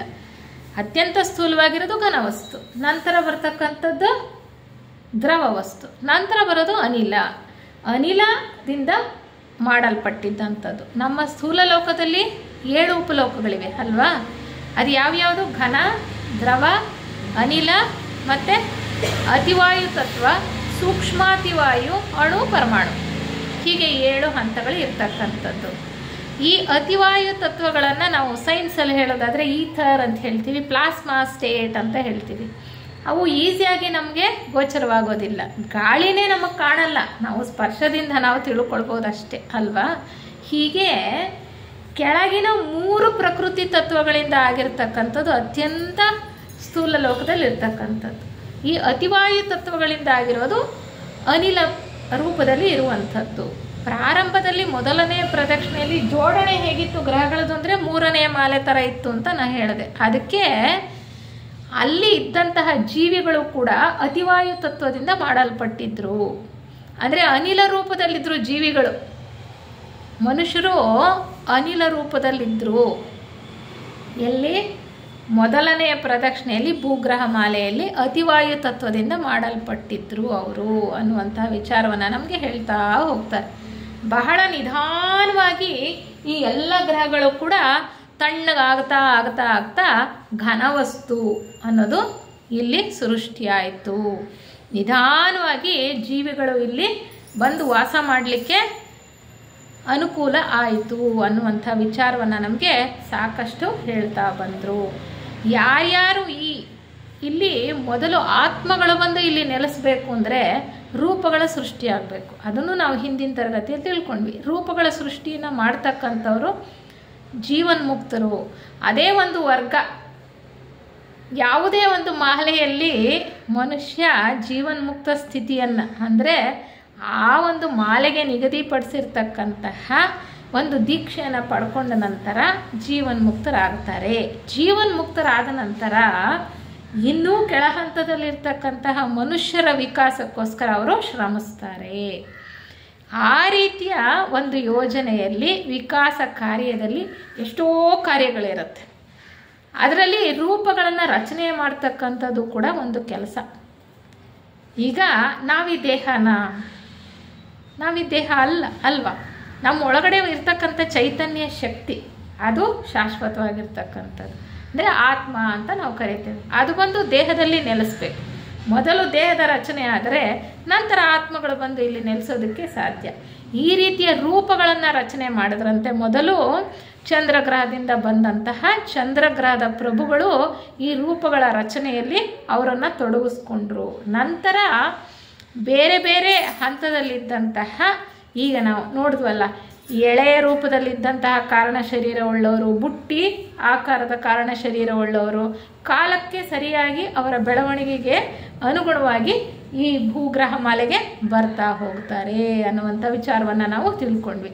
ಈ ಮೊದಲನೇ ಪ್ರದಕ್ಷಿಣೆಯಲ್ಲಿ ಅತಿವಾಯು ತತ್ವದಿಂದ ಮಾಡಲ್ಪಟ್ಟಂತಹ ಜೀವಿಗಳಿರ್ತಾರಲ್ಲ, ಅವರಿಗೆ ಹುಟ್ಟು ಸಾವು ಅನ್ನೋದೇ ಇರಲಿಲ್ವಂತೆ. ಆ ಪೂರ್ತಿ ಪ್ರದಕ್ಷಿಣೆ 7 ಮಹಾಂಶಗಳು ಆಗ್ತಾ ಇದ್ರು ಕೂಡ ಅವರು ಸಾಯೋದಿಲ್ಲ, ಹಾಗೆ ಇರುತ್ತವೆ. ಯಾಕೆಂದರೆ ಅವು ಅತಿವಾಯು ತತ್ವಗಳಿಂದ ಆಗಿರ್ತಕ್ಕಂತಹ ಆಕಾರಗಳು ಹಾಗೇ ಇರ್ತಕ್ಕಂಥದ್ದು. ಅದನ್ನು ಒಂದು ವಿಚಾರ ಹೇಳ್ತಾರೆ, ಅವರಿಗೆ ಹುಟ್ಟು ಮತ್ತು ಸಾವು ಇಲ್ಲ ಅಂತಕ್ಕಂಥದ್ದು. ಈ ವಂಶಾಭಿವೃದ್ಧಿ ಅನ್ನೋದು ಹೇಗಾಗ್ತಾ ಇತ್ತಪ್ಪ ಅಂದರೆ, ವಂಶಾಭಿವೃದ್ಧಿ ಅನ್ನೋದು ಆ ದೇಹ 2 ಇಬ್ಬಾಗಾಗಿ ಒಡೆಯೋದ್ರ ಮೂಲಕ ವಂಶಾಭಿವೃದ್ಧಿ ಆಗ್ತಾ ಇತ್ತು. ನಾವು ಸೈನ್ಸಲ್ಲಿ ತಿಳ್ಕೊಂಡಿದ್ದೀವಿ, ಕೆಳಮಟ್ಟದ ಪ್ರಾಣಿಗಳೆಲ್ಲ ಹೇಗೆ ದೇ ರಿಪ್ರೊಡ್ಯೂಸ್ ಬೈ ಡಿವಿಷನ್ ಅಂತ ಹೇಳ್ತೀವಿ ಅಲ್ವಾ, ಹಾಗೆ ಅವು 2 ಇಬ್ಬಾಗ ಆಗೋದ್ರ ಮೂಲಕ ವಂಶಾಭಿವೃದ್ಧಿ ಆಗ್ತಾ ಇತ್ತು. ಹುಟ್ಟು ಸಾವು ಅನ್ನೋದು ಕೂಡ ಮೊದಲನೇ ಪ್ರದಕ್ಷಿಣೆಯಲ್ಲಿ, 2ನೇ ಪ್ರದಕ್ಷಿಣೆಯಲ್ಲೂ ಕೂಡ ಇರಲಿಲ್ಲ ಅನ್ನುವಂಥ ವಿಚಾರವನ್ನು ನಮಗೆ ಹೇಳ್ತಾ ಬರ್ತಾರೆ. ಹೀಗೆ ಅಲ್ಲಿ ಸಸ್ಯ ಅನ್ನೋದೇ ಇರಲಿಲ್ಲ. ಭೂಮಿ ಮೇಲೆ ಘನವಸ್ತು, ಈ ಮೂಲ ವಸ್ತುಗಳು ಹೇಳ್ತೀವಲ್ಲ ನಾವೆಲ್ಲ, ಲೋಹಗಳು ಎಲ್ಲ ಹೇಳ್ತೀವಲ್ಲ, ಪೀರಿಯಾಡಿಕ್ ಟೇಬಲಲ್ಲಿ ಎಷ್ಟು ಲೋಹಗಳು ಎಲ್ಲ ಇದೆಯಲ್ಲ, ಅವೆಲ್ಲ ಇರಲೇ ಇಲ್ಲ ಪ್ರಾರಂಭ ಕಾಲದಲ್ಲಿ. ಯಾಕೆಂದರೆ ಅವೆಲ್ಲ ಅನಿಲ ರೂಪದಲ್ಲಿತ್ತು. ಆ ಮೂಲ ವಸ್ತುನೇ ಇರಲಿಲ್ಲ. ಮೂಲ ವಸ್ತುವಿಗಿಂತ ಇನ್ನೂ ಹಿಂದಿರ್ತಕ್ಕಂತಹ ಒಂದು ಸ್ಥಿತಿಯಲ್ಲಿ ಅವು ಇದ್ವು ಅಂತ ಹೇಳ್ತಾ ಅನೇಕ ಉದಾಹರಣೆಗಳನ್ನು ಕೊಡ್ತಾ ಹೋಗ್ತಾರೆ. ಉದಾಹರಣೆಗೆ ತಾಮ್ರ ಅಂತಕ್ಕಂಥದ್ದು ನಾವೀಗ ಘನವಸ್ತುವಾಗಿ ಲೋಹವಾಗಿ ನೋಡ್ತೇವೆ. ಆ ಮೊದಲನೆಯ ಪ್ರದಕ್ಷಿಣೆ ಕಾಲದಲ್ಲಿ ಅದು ಅನಿಲ ರೂಪದಲ್ಲಿತ್ತು ಅಂತ ಹೇಳ್ತಾರೆ. ಹೀಗೆ ಅನೇಕ ವಿಚಾರಗಳನ್ನು ತಿಳ್ಕೊಳ್ತಾ ಬಂದ್ವಿ. ಮುಖ್ಯವಾಗಿ ನಾವು ತಿಳ್ಕೊಳ್ಳೋದು, ಮನುಷ್ಯ ಜೀವಿಗಳು ಅನಿಲ ರೂಪದಲ್ಲಿದ್ದರು. ಅವರ ವಂಶಾಭಿವೃದ್ಧಿ 2 ಇಬ್ಬಾಗವಾಗಿ ಒಡೆಯೋದ್ರ ಮೂಲಕ ಆಗ್ತಾ ಇತ್ತು ಅನ್ನುವಂತಹ ವಿಚಾರ. ಅವ್ರು ಹೇಗೆ ಜೀವನ ಮಾಡ್ತಾ ಇದ್ರು? ಅವು ಅತಿವಾಯು ತತ್ವಗಳಿಂದ ಆಗಿತ್ತಲ್ವಾ, ಆಗ ಭೂಮಿಯ ಶಾಖ ಬಹಳ ಜಾಸ್ತಿ ಇತ್ತು ಭೂಮಿಯ ಶಾಖ. ಆ ಶಾಖವನ್ನು ತಡ್ಕೊಳ್ತಕ್ಕಂಥ ಶಕ್ತಿ ಈ ವಾಯುವಿನಿಂದ ಆಗಿರ್ತಕ್ಕಂಥ ಜೀವಿಗಳಿಗೆ ಇತ್ತು. ಆದರೂ ಕೂಡ ಕೆಲವು ಸಾರಿ ಪ್ರಕೃತಿ ವಿಕೋಪಗಳಲ್ಲಿ ಕೆಲವು ದೇಹಗಳು, ಕೆಲವು ಶರೀರಗಳು ನಾಶ ಆಗ್ತಾ ಇದ್ವು ಅಂತ ವಿಚಾರವನ್ನು ಕೂಡ ನಮಗೆ ಹೇಳ್ತಾರೆ. ಅವ್ರು ಎಲ್ಲಿ ವಾಸ ಮಾಡ್ತಾ ಇದ್ರು ಅಂದರೆ, ಅವರು ಕೂಡ ಗುಹೆಗಳ ಥರ ಇದ್ವಂತೆ. ಗುಹೆಗಳ ರೀತಿ ಇದ್ದಂತಹ ಒಂದು ಪ್ರದೇಶದಲ್ಲಿ ವಾಸ ಮಾಡ್ತಾ ಇದ್ರು, ಅಥವಾ ಭೂಮಿ ಕೆಳಗಡೆ ಕೊರೆದು ಬಿಟ್ಟು ಒಂದು ಏನು ಬಿಲದಲ್ಲಿ ವಾಸ ಮಾಡ್ತಾ ಇದ್ರು ಅನ್ನುವಂಥ ವಿಚಾರವನ್ನು ಕೂಡ ನಮಗೆ ಹೇಳ್ತಾ ಬರ್ತಾರೆ. ಇನ್ನು ಮುಂದುವರಿಸ್ಕೊಂಡು ಹೋಗೋಣ. 2ನೆಯ ಮಾಲೆಯಲ್ಲಿ ಯಾವ್ಯಾವ ಬೆಳವಣಿಗೆ ಆಗತ್ತೆ, ಹೇಗೆ ಜೀವಿಗಳ ವಿಕಾಸ ಮುಂದುವರಿತಾ ಹೋಗುತ್ತೆ ಅನ್ನೋದನ್ನು ಹೇಳ್ತಾರೆ. ಈ 2ನೇ ಪ್ರದಕ್ಷಿಣೆ ವೇಳೆಗೆ ಈ ಡಿ ಗ್ರಹ ಅಂದರೆ ಭೂಮಿ ಅಲ್ವಾ, ಇಲ್ಲಿ ಶಾಖ ಸಾಕಷ್ಟು ಕಡಿಮೆ ಆಗಿತ್ತು. ಕೆಲವು ಕಡೆ ಘನವಾಗಿತ್ತು, ಅಂದರೆ ಸ್ಥೂಲ ಪ್ರಕೃತಿ ಇತ್ತು. ಭೂಮಿ ಅಂತಕ್ಕಂಥದ್ದು ಕಾಣಿಸ್ತಾ ಇತ್ತು. ತಾಮ್ರ ಅನಿಲ ರೂಪದಲ್ಲಿತ್ತು ಅಂತ ನಾವು ಮೊದಲನೇ ಪ್ರದಕ್ಷಿಣೆಯಲ್ಲಿ ನೋಡಿದ್ವಲ್ಲ, ಅದು ಈಗೇನಾಗಿತ್ತು ಅಂದರೆ ದ್ರವ ರೂಪಕ್ಕೆ ಬಂದಿತ್ತು ಅಂತ ಹೇಳ್ತಾರೆ. ಯಾವ ರೀತಿ ಬೆಳವಣಿಗೆ ಆಗ್ತಾ ಹೋಗುತ್ತೆ ಅಂತ ಹೇಳ್ತಾರೆ. ಆದರೂ ಕೂಡ ಈ ಧ್ರುವಗಳಿದೆಯಲ್ಲ, ಈ ಧ್ರುವ ಪ್ರದೇಶದಲ್ಲಿ ಉಷ್ಣಾಂಶ ಕಡಿಮೆ ಅಲ್ವಾ, ಅಲ್ಲಿ ಸ್ವಲ್ಪ ಘನವಾಗಿರ್ತಕ್ಕಂತಹ ಏನು ಭೂಮಿ ಇರೋದಕ್ಕೆ ಸಾಧ್ಯ. ಆ ರೀತಿ ಇದ್ದರೂ ಕೂಡ ಆ ನೆಲನ ಸ್ವಲ್ಪ ತೂತು ಮಾಡಿದ್ರೆ ಸಾಕು, ನಾವು ನೆಲ ಆಗಿದ್ರೆ ಏನು ಸಿಗುತ್ತೆ? ಮಣ್ಣು. ಆವಾಗ 2ನೇ ಪ್ರದಕ್ಷಿಣೆ ಕಾಲದಲ್ಲಿ ಆ ಭೂಮಿನ ಸ್ವಲ್ಪ ಅಗದ್ರೆ ಅಲ್ಲಿ ಬೆಂಕಿ ಹೇಳ್ತಾ ಇತ್ತಂತೆ. ಬೆಂಕಿಯ ಕೆನ್ನಾಲಿಗೆಗಳು ಚಿಮ್ತಾ ಇದ್ವಂತೆ. ಅಂದರೆ ಇನ್ನೂ ಅಷ್ಟೊಂದು ಉಷ್ಣಾಂಶ ಇತ್ತು. ಆ ಗ್ರಹಗಳ ಉಷ್ಣಾಂಶ ಸಾಕಷ್ಟು ಈಗಿರುವ ಸ್ಥಿತಿಯಲ್ಲಿ ಇಲ್ಲ. ನಾವು ಯಾವ ಪ್ರದಕ್ಷಿಣೆಯಲ್ಲಿದ್ದೀವಿ ಈಗ? ನಾವೀಗ 4ನೆಯ ಪ್ರದಕ್ಷಿಣೆಯಲ್ಲಿದ್ದೀವಿ. ನಾವು ತಿಳ್ಕೊಳ್ತಾ ಇರೋದು 2ನೆಯ ಪ್ರದಕ್ಷಿಣೆಯ ವಿದ್ಯಮಾನಗಳನ್ನು. 4ನೇ ಪ್ರದಕ್ಷಿಣೆ ಬರೋಷ್ಟೊತ್ತಿಗೆ ಸಾಕಷ್ಟು ಬದಲಾವಣೆಗಳು ಆಗೋಗಿತ್ತು ಅಂತ ಹೇಳ್ತಕ್ಕಂಥದ್ದು. ಈ ಒಂದು 2ನೆಯ ಪ್ರದಕ್ಷಿಣೆ ವೇಳೆಗೆ ಈ ಜೀವಿಗಳ ದೇಹ ಇತ್ತಲ್ಲ, ಅದರಲ್ಲಿ ಮುಂಭಾಗದಲ್ಲಿ ಒಂದು ಬಾಯಿ ಥರ ಇತ್ತಂತೆ. ಬಾಯಿ ಆಕಾರದಲ್ಲಿ ಇತ್ತು ಅದು. ಅದ್ರ ಮೂಲಕ ಆ ಜೀವಿಗಳು ಆಹಾರವನ್ನು ಸೇವನೆ ಮಾಡ್ತಾ ಇದ್ರು. ಅಲ್ಲಿ ಏನು ಸಸ್ಯ ಇರಲಿಲ್ಲ, ನಮ್ಮ ಥರ ಏನು ಕಾಳು ಕಡ್ಡಿ ತಿನ್ನಕ್ಕೆ ಅಥವಾ ಪ್ರಾಣಿಗಳು ಯಾರು ಇರಲಿಲ್ಲ. ಒಂದು ಜೀವಿ ಇನ್ನೊಂದು ಜೀವಿನ ಹಿಡ್ಕೊಂಡು ನುಂಗಾಗ್ತಾ ಇತ್ತಂತೆ. ಆ ಬಾಯಿ ಥರ ಮೂತಿ ಬರ್ತಾ ಇತ್ತು ಒಂದು ಕಡೆಯಿಂದ. ಅದಕ್ಕೆ ಸರಿಯಾದ ಒಂದು ಆಕಾರ ಇಲ್ಲ, ಸ್ಥಿರವಾದ ಆಕಾರ ಇಲ್ಲ, ಬದಲಾವಣೆ ಆಗ್ತಾ ಇರುತ್ತೆ. ಈ ಅಮೀಬಾ ಥರ ಉದಾಹರಣೆಗೆ ನಾವು ತಿಳ್ಕೊಬೇಕು ಅಂದರೆ ಬದಲಾವಣೆ ಆಗ್ತಾ ಇರುತ್ತೆ. ಆಹಾರ ಬೇಕು ಅಂದಾಗ ಇನ್ನೊಂದು ಜೀವಿ ಹತ್ತಿರ ಹೋದಾಗ ಯಾವುದು ಸ್ವಲ್ಪ ಬಲವಾಗಿರುತ್ತೋ ಅದು ಇನ್ನೊಂದು ಜೀವಿನ ಹಿಡ್ಕೊಂಡು ತಿಂದು ಹಾಕತ್ತೆ ಅಂತ ಹೇಳ್ತಾರೆ. ಅಂದರೆ ಒಂದು ಜೀವಿ ಮತ್ತೊಂದು ಜೀವಿಯ ದೇಹಕ್ಕೆ ಬಾಯನ್ನು ಹಾಕಿ ಅದನ್ನು ಒಳಗಡೆಗೆ ಎಳ್ಕೊಳ್ತಾ ಇತ್ತು ಅಂತ ಹೇಳ್ತಾರೆ. ಇವುಗಳಿಗೆ ರೆಕ್ಕೆಗಳ ಹಾಗೆ ಇರ್ತಕ್ಕಂತಹ ಚಪ್ಪಟಿಯಾದಂತಹ ಕೈ ಇತ್ತಂತೆ. ಕೈಗಳಿದ್ದು ಎರಡನೇ ಪ್ರದಕ್ಷಿಣೆಗೆ ಬರೋ ಹೊತ್ತಿಗೆ ಆ ಅನಿಲ ರೂಪದ ಒಂದು ಜೀವಿಗಳಿಗೆ ಸಂತೋಷ ಆದಾಗ ಏನು ಮಾಡ್ತಿದ್ವು, ಅವು ಗೀಳಿಡ್ತಕ್ಕಂಥ ಶಬ್ದವನ್ನು ಹೊರಡಿಸ್ತಾ ಇದ್ವಂತೆ. ಆ ಕೈಗಳನ್ನು ಆಡಿಸ್ತಾ ಇದ್ವಂತೆ. ಚಪ್ಪಟಿಯಾಗಿರೋ ರೆಕ್ಕೆಗಳಂಗಿರ್ತಕ್ಕಂಥ ಕೈಗಳನ್ನು ಒಂದು ರೀತಿಯ ಶಬ್ದವನ್ನು ಹೊರಡಿಸ್ತಾ ಇದ್ವು. ಅಲ್ಲೇನು ಮಾತು ಗೀತೆಲ್ಲ ಇರಲಿಲ್ಲ ಅವಾಗಿನ್ನ ಎರಡನೇ ಪ್ರದಕ್ಷಿಣೆಯಲ್ಲಿ ಅಲ್ವಾ. ಅವುಗಳ ಚರ್ಮ ಹೇಗಪ್ಪ ಅಂದರೆ ಚಿಪ್ಪಿನ ಹಾಗಿತ್ತು ಅಂತ ಕೇಳಿದೆ. ಗಟ್ಟಿಯಾದ ಚಿಪ್ಪಿನ ಹಾಗೆ ಇತ್ತು. ಅದರಲ್ಲಿ ಬೇರೆ ಬೇರೆ ಬಣ್ಣಗಳು ಮೂಡ್ತಾ ಇದ್ವಂತೆ. ಆ ಚಿಪ್ಪಿನಲ್ಲಿ ಅನೇಕ ಬಣ್ಣಗಳು ಮೂಡ್ತಾ ಇದ್ವು. ಈ ದೇಹಗಳು ಕಾಲಕ್ರಮದಲ್ಲಿ ನಿಧಾನವಾಗಿ ಪ್ರಸ್ತುತ ಮಾನವನ ದೇಹ ಹೇಗಿದೆಯೋ ಹಾಗೆ ಬದಲಾವಣೆ ಹೊಂದುತ್ತಾ ಬಂತು. ಎಷ್ಟೋ ಲಕ್ಷಾಂತರ ಕೋಟ್ಯಾಂತರ ವರ್ಷಗಳಲ್ಲಿ ನಡೆದಿರ್ತಕ್ಕಂತಹ ಒಂದು ಕೆಲಸ ಇದು. ಆ ಒಂದು ಬೆಳವಣಿಗೆ ಒಂದೆರಡು ವರ್ಷಗಳು ಅಥವಾ ಸಾವಿರಾರು ವರ್ಷಗಳಲ್ಲ, ಲಕ್ಷಾಂತರ ಕೋಟ್ಯಾಂತರ ವರ್ಷಗಳಲ್ಲಿ ಆಗಿರ್ತಕ್ಕಂತಹ ಬದಲಾವಣೆಗಳು ಇವು. ನಿಧಾನವಾಗಿ ಏನಾಗುತ್ತಂತೆ ಅಂದರೆ ಈ ದೇಹಗಳು ನೆಲದ ಮೇಲೆ ಕಂಬಳಿ ಹುಳುಗಳ ಥರ ಹರ್ಕೊಂಡು ಹೋಗೋಕೆ ಶುರು ಮಾಡಿದ್ವಂತೆ. ಈ ಅನಿಲ ರೂಪದಲ್ಲಿದ್ದಂತಹ ದೇಹಗಳು ಕಂಬಳಿ ಹುಳುಗಳ ಥರ ನಡ್ಕೊಂಡು ಹೋಗೋಕ್ಕೆ ನಿಧಾನವಾಗಿ ಅದಾದ ನಂತರ ಅವಕ್ಕೆ ಕೈ ಕಾಲು ಅನ್ನೋದು ಬೆಳೆಯೋಕ್ಕೆ ಶುರುವಾಯಿತು ಅಂತ ಹೇಳ್ತಾರೆ. ಇದಾದ ನಂತರ ನಿಧಾನವಾಗಿ ಸ್ವಲ್ಪ ವಿಚಾರ ಶಕ್ತಿ ಅವುಗಳಲ್ಲಿ ಕಾಣಿಸ್ತು.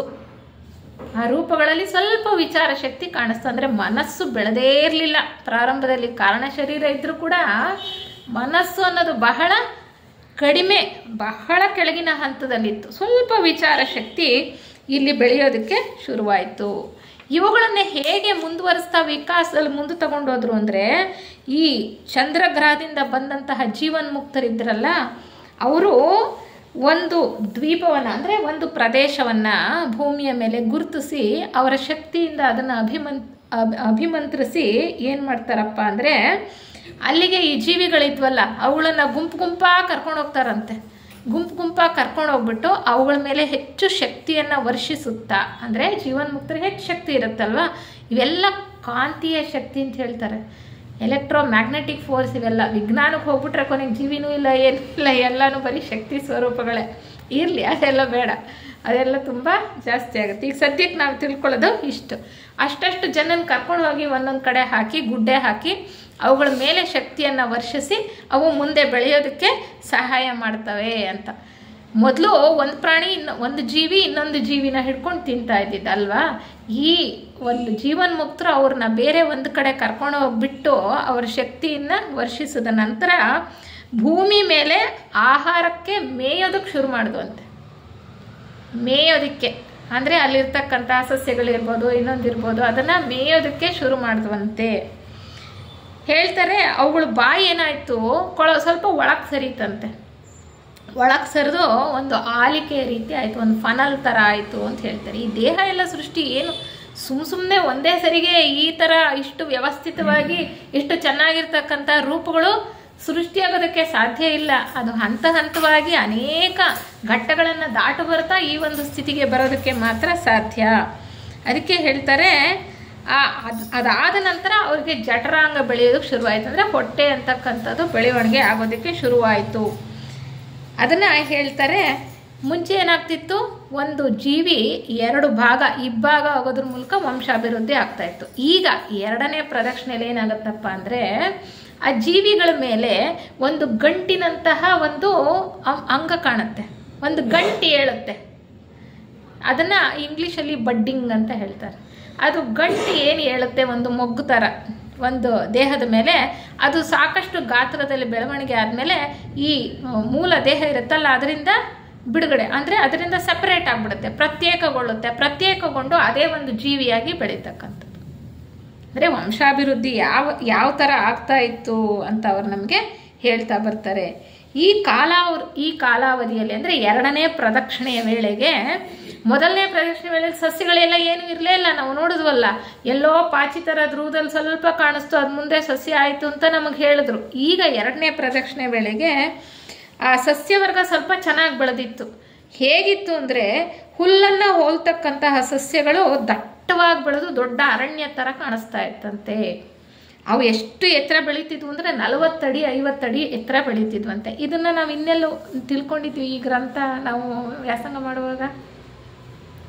ಚಂದ್ರಗ್ರಹದಲ್ಲೂ ಈ ರೀತಿಯ ಒಂದು ಬದಲಾವಣೆಯನ್ನು ನಾವು ನೋಡಿದ್ವಿ. ಚಂದ್ರಗ್ರಹದಲ್ಲೂ ಕೂಡ ಸಸ್ಯಗಳು ಬೃಹದಾಕಾರವಾಗಿ ಬೆಳೀತಾ ಇದ್ವು, ಹುಲ್ಲೇ 40 ಅಡಿ ಎತ್ತರ ಬೆಳೀತಾ ಇತ್ತು ಅಂತ ಆ ವಿಚಾರವನ್ನು ಅಲ್ಲೂ ಕೂಡ ನಮಗೆ ಹೇಳಿದರು.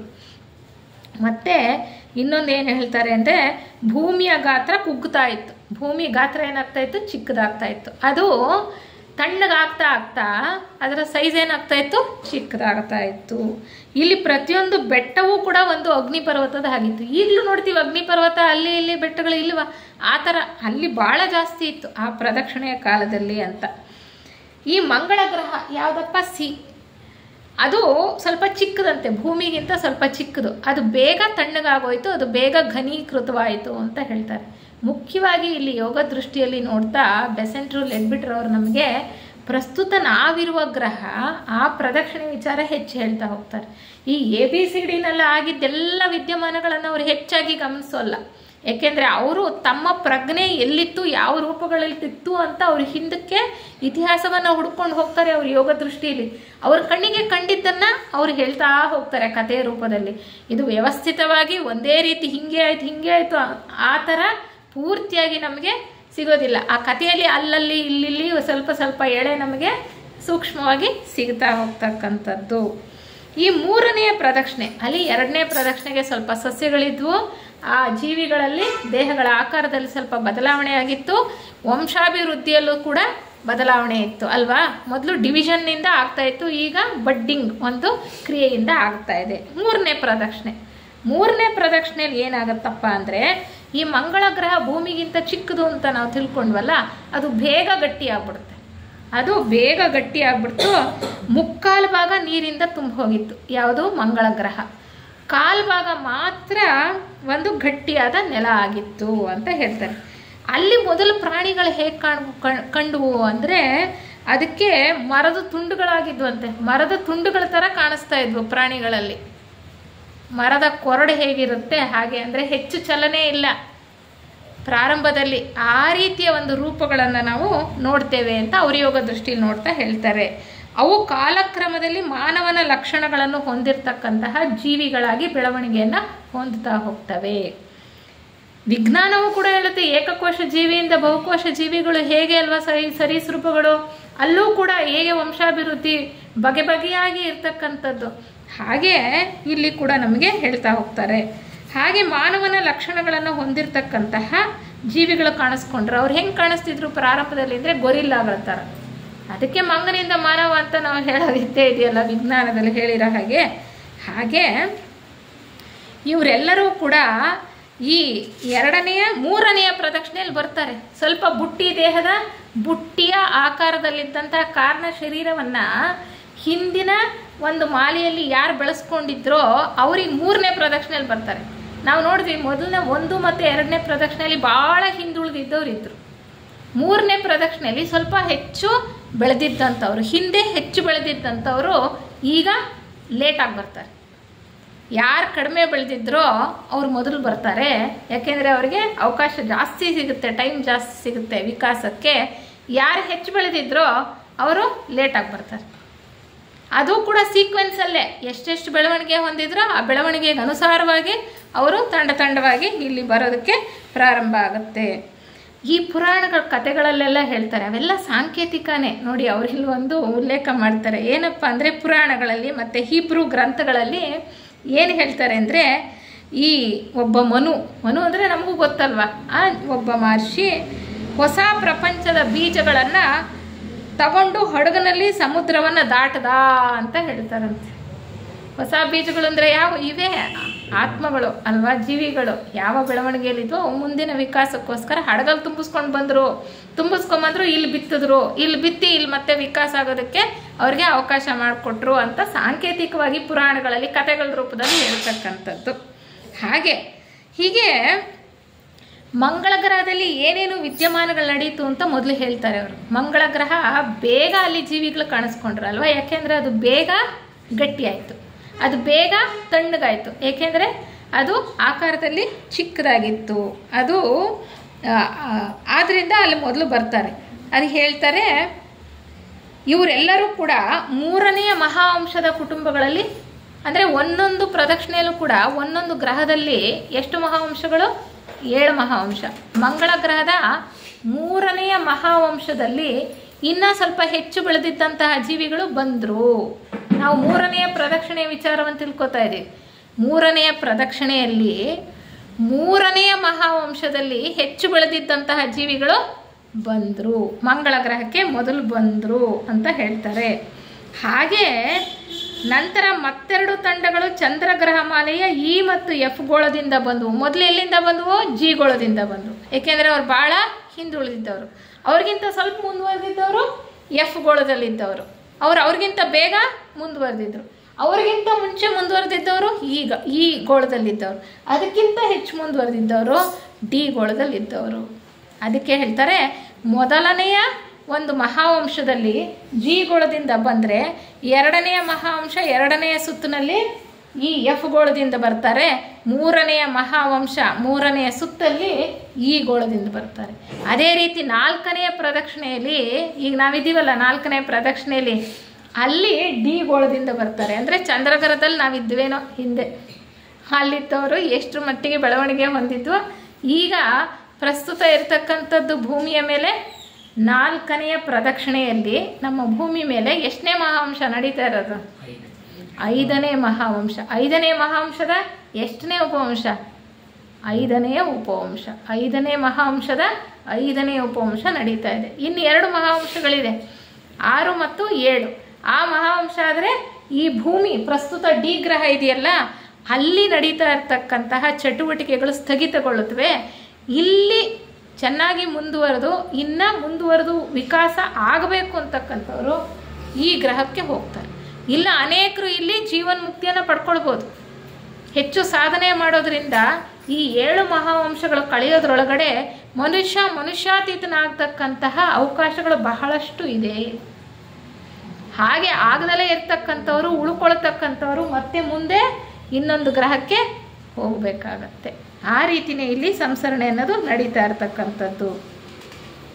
ಹೀಗೆ ಹೇಳ್ತಾರೆ, ಒಂದೊಂದು ಮಹಾವಂಶ, ಮೊದಲನೇ ಮಹಾವಂಶದಲ್ಲಿ ಜಿ ಗೋಳದಿಂದ ಬಂದರು, 2ನೇ ಮಹಾವಂಶಕ್ಕೆ ಎಫ್ ಗೋಳದಿಂದ ಬಂದರು, 3ನೇ ಮಹಾವಂಶಕ್ಕೆ ಇ ಗೋಳದಿಂದ ಬಂದರು, 4ನೇ ಮಹಾವಂಶಕ್ಕೆ ಡಿ ಗೋಳದಿಂದ ಬಂದರು ಅನ್ನುವಂತಹ ವಿಚಾರಗಳನ್ನು ನಮಗೆ ಹೇಳ್ತಾ ಹೋಗ್ತಾರೆ. ಈ ಜೀವಿಗಳು ಎಲ್ಲಿ ವಾಸ ಮಾಡ್ತಾ ಇದ್ವು? 3ನೇ ಪ್ರದಕ್ಷಿಣೆಯಲ್ಲಿ. ಅಂದರೆ ಅವರು ಕೂಡ ಗವಿಗಳಲ್ಲಿ ವಾಸ ಮಾಡ್ತಾ ಇದ್ರು ಪ್ರಾರಂಭದಲ್ಲಿ. ನಂತರ ಸ್ವಲ್ಪ ಮನೆಗಳನ್ನು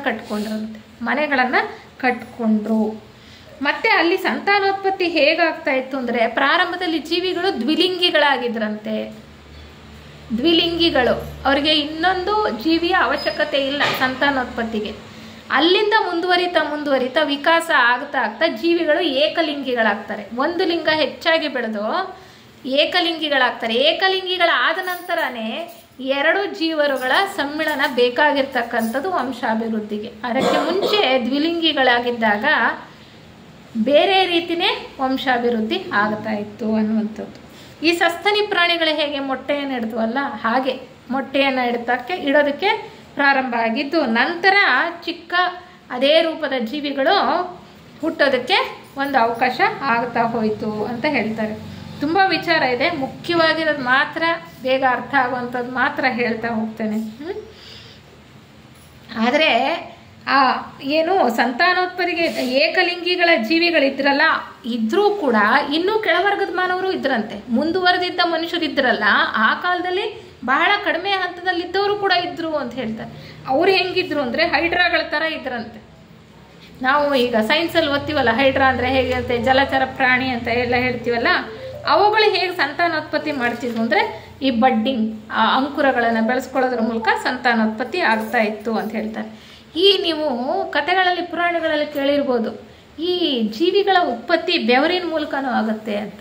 ಮೊಟ್ಟೆಗಳನ್ನು ಇಡೋದ್ರ ಮೂಲಕನೂ ಆಗುತ್ತೆ. ಶ್ವೇತಜ, ಅಂಡಜ ಅಂತೆಲ್ಲ ಹೇಳ್ತಾರೆ ನೋಡಿ. ಹಾಗೆ ಆ ಬೆವರಿನ ಮೂಲಕ ಕೂಡ ಸಂತಾನೋತ್ಪತ್ತಿ ಆಗ್ತಾ ಇತ್ತಂತೆ. ನಂತರ ಮೊಟ್ಟೆಗಳನ್ನು ಇಡೋದ್ರ ಮೂಲಕ ಸಂತಾನೋತ್ಪತ್ತಿ ಆಗ್ತಾ ಇತ್ತು. 5ನೇ ಮಹಾವಂಶದಲ್ಲಿ, ಎಲ್ಲಿ? ಮಂಗಳ ಗ್ರಹದಲ್ಲೇ ಅಲ್ವಾ ಮೊದಲು ಜೀವಿಗಳು ಬಂದಿದ್ದು, ನಾವು ತಿಳ್ಕೊಂಡ್ವಿ. ಅಲ್ಲಿ 5ನೇ ಮಹಾವಂಶದಲ್ಲಿ ಮೇಧಾಶಕ್ತಿ ಹೆಚ್ಚಾಗಿದ್ದಂತಹ ಜೀವಿಗಳು ಕಂಡು ಬಂದರು. ಅಂದರೆ 5ನೇ ಮಹಾಂಶದ ಹೊತ್ತಿಗೆ ಸಾಕಷ್ಟು ಮಾನವ ರೂಪಗಳು ಬೆಳೆದಿದ್ವು. ಅವರ ವಿಚಾರ ಶಕ್ತಿ, ಮೇಧಾಶಕ್ತಿಯು ಕೂಡ ಸ್ವಲ್ಪ ಮಟ್ಟಿಗೆ ಬೆಳೆದಿತ್ತು. ಅಂದರೆ ಸಾಮಾಜಿಕ ವ್ಯವಸ್ಥೆಯಲ್ಲಿ ಭಾಳಷ್ಟು ಬದಲಾವಣೆಗಳಾದವು. ಸಂಘಜೀವಿಗಳಾಗಿ ಬದುಕೋದಕ್ಕೆ ಪ್ರಾರಂಭ ಮಾಡಿದ್ರು ಅಂತ.